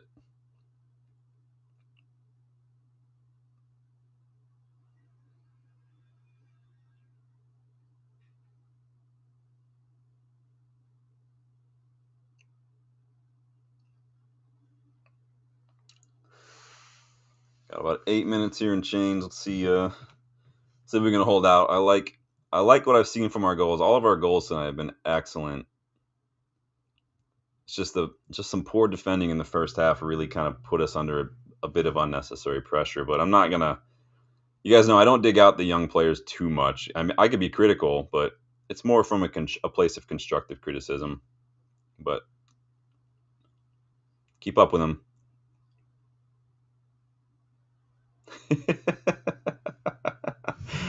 I didn't even hear a whistle.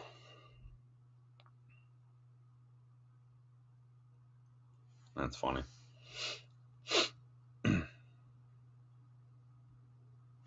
That's funny. Yeah, this Dowman kid's very good. Maybe he's another one from Arsenal we can steal. I wouldn't have a problem with that. He's pretty good. Leonard says, I suppose you're right. If you can be the tiniest bit offside, then he did get the ball, so it was a fair tackle. Fuck it. No, it was a red card. Welcome to the dark side. I'm just tired of of these 50-50s being looked at for like the after and not like the initial. Like the 50-50 for me is who win the ball, not what happens after you win the ball. Maybe I'm just old. I don't know. Maybe I just don't like how soft the game is these days, but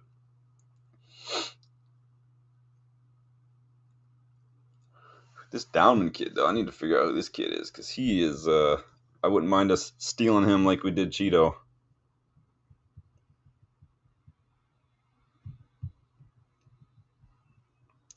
My greedy ass wants another goal though, and I think Camison's got another one in him. Well done, Amos.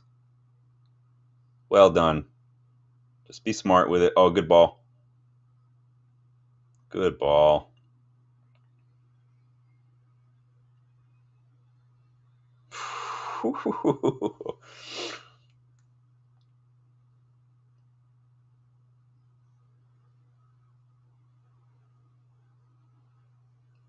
This is what you got to do. Just hold on to the ball. Make it boring. You guys know what I say every time when we're defending a lead. Make it boring. I didn't see. That was the opposite of making it boring. He didn't need to drag that. He didn't need to try to carry that all the way in there like that. We were doing just fine holding on to the ball, keeping it. Ibrahimov did just bad. That was poor decision making from Ibrahimov there. Got to clear it.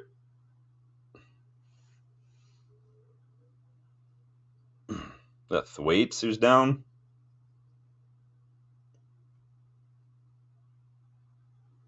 We need to get rid of it. Oh, go on, Camison. Ah. Yeah, it's just sloppy from both sides right now. Ah. It says the game is soft now. Gone are the days of the crazy again. Yeah, I mean, maybe it's just because I love seeing crunching tackles. But I'm like, if you like, maybe I miss Vidic. I don't know, but if you win the ball, you win the ball, man. I'm sure it hurts, but we're doing everything besides like kissing boo boos for these players now, man. I'm sure these things hurt, but just because it's painful doesn't mean it was a foul, and it's super annoying sometimes.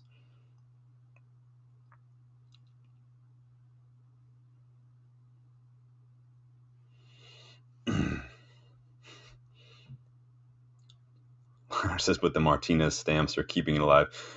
I think people are making a little too much of the Martinez, but I mean, didn't Ugarte do that once recently too? I mean, again, if there's no contact, then it's definitely not anywhere near a foul. I don't care if it looks rough. If there's no contact, then there's no contact. I don't care. They're trying to get people called for fouls just for stamping. There's no contact, man. It's reckless. It's reckless. It does. If there's no contact, what does it matter? I don't care. Ugh. It's not pro wrestling where there's no contact, but it looks like there's contact. Like, just chill, guys. Come on.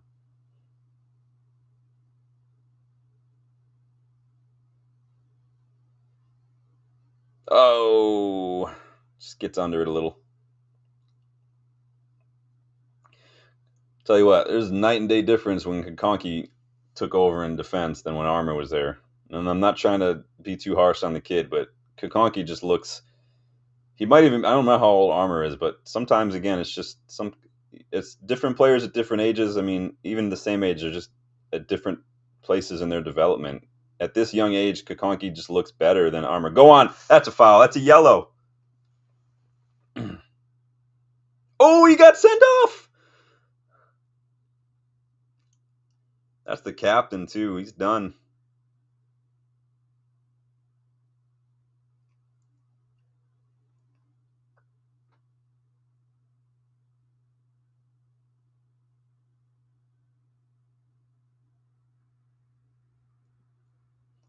Well done, Biancheri, for keeping that in too and getting. Yeah, that's so late.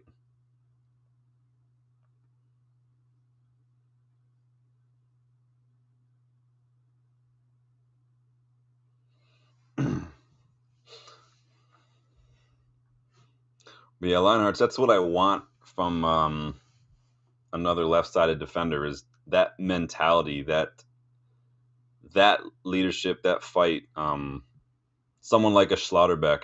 If we've signed Schlotterbeck, you would not even be able to tell the difference between. You would feel like Leach was still here. The way Schlotterbeck plays, just as good on the ball, just as physical, got that dog in him. I love Schlotterbeck. I liked him when he was at. Oh, I'm completely drawing a blank now. I know it. I just completely forgot. Not he was before he went to Dortmund. That's gonna bug me now.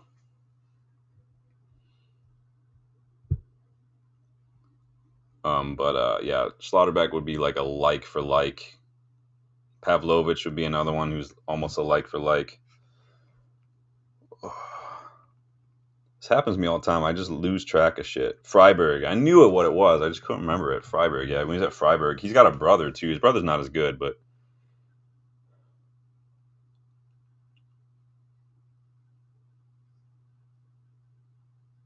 we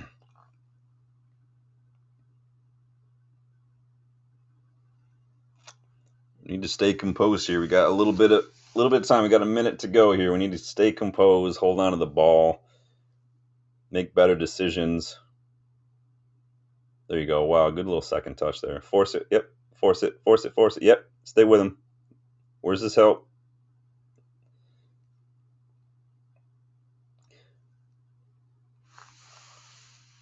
Let's go foul.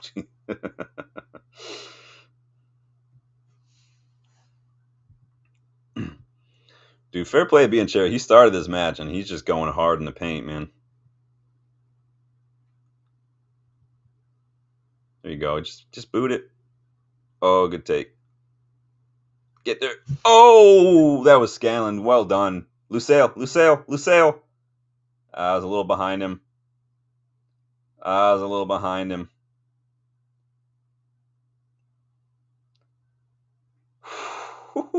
Oh, Scanlon. Oh, no. He did all the work, and then what a shit shot, man. Oh, he made such a good run. He did such a good job to create that space, and it was just a shit shot. Such poor technique. Leonard says, just talking about the crazy gang, and then he flings a challenge in, right? Exactly. Dude. And I honestly, I don't even have a problem with fouls. Like, yeah, you know what it is, you know what you're doing, take it. It's like when Ollie, what was that Newcastle we played, where they had a 1v1, like, and Ollie just brought him down, took the red. Like, just do it. I don't care about stuff like that. It's what you need to do. Go on. Take it to the corner. Take it to the flag. He's off. Don't play it. He's off. Just take it to the flag. There you go. Well done. He almost tried to play in Biancheri there. Biancheri was well off too.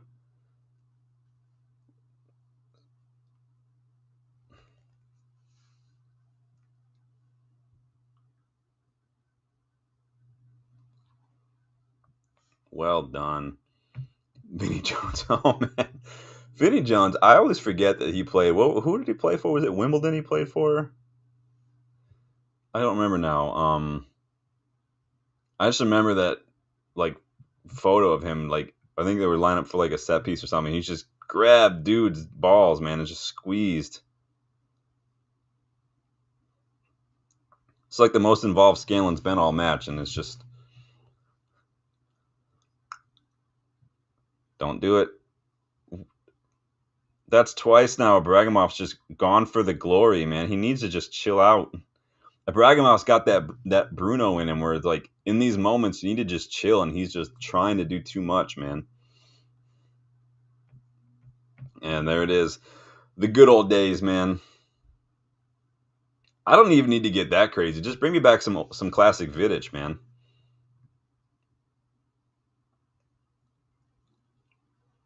Ibrahimov, man, you got to calm down a little bit. There it is. Good in. Well done, the lads. 3-2.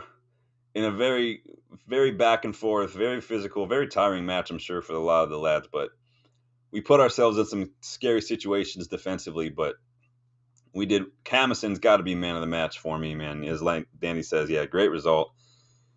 Ibrahimov's got to calm down a little bit. That's twice now in the last like final 5 minutes or so where he just went for glory instead of just keeping things calm. But he's young. Armour, Monroe, rocky games.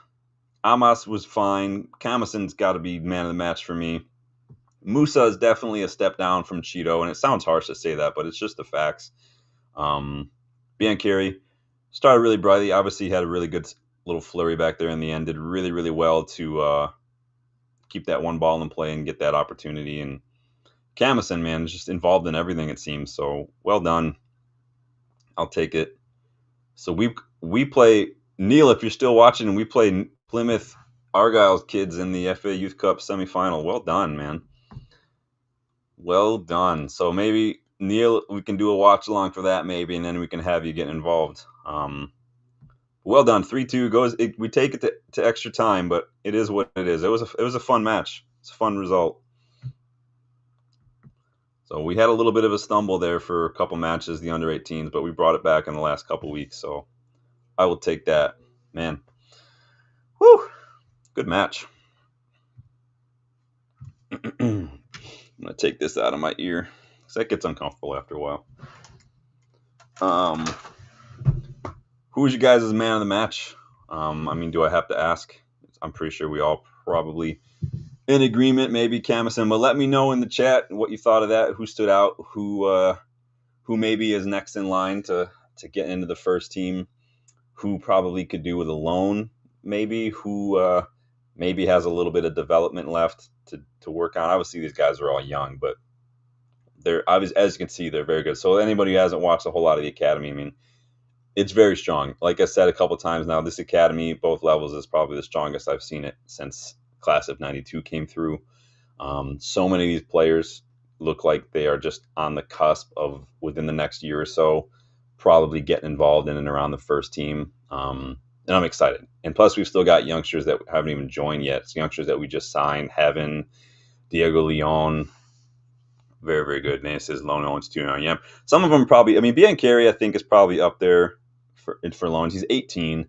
Biancheri, he probably needs to be starting to go play first team minutes somewhere. Personally, again, I'm looking at the age. Biancheri, he'll be 19 in September, and so he is probably up there for one who really needs to go see what he can do in a tougher level, at a higher level.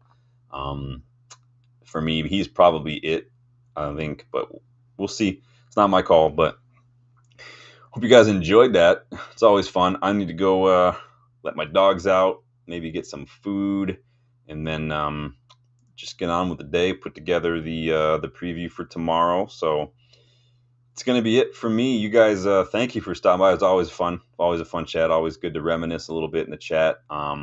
Please like the video. Please subscribe to the channel if you are new. We'll be back tomorrow for a match preview of Sunday's FA Cup tie against Fulham. So be sure to come back for that one. Go check out this morning's video too if you want to get a little bit more ins and outs on the nature of Glazer ownership, the nature of Sir Jim's purchase of the club, what the next 6 months mean for Sir Jim, and even if you want to hear a little bit about some ways maybe the Glazers could be forced out. You know what, Lionhearts? I am going to enjoy my cheesy ramen. It's going to be amazing. I've got the beef is marinating all day in a nice little mixture of rice wine vinegar, sesame oil, soy sauce, garlic, brown sugar. It's going to drop it right in. It's going to be excellent.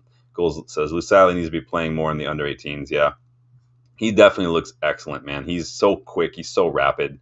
So, but you guys take it easy. Enjoy your day. Thank you again. You guys know I love hanging out with you guys. I will see you guys on the next one. Enjoy your evenings, and I will talk to you later. Bye.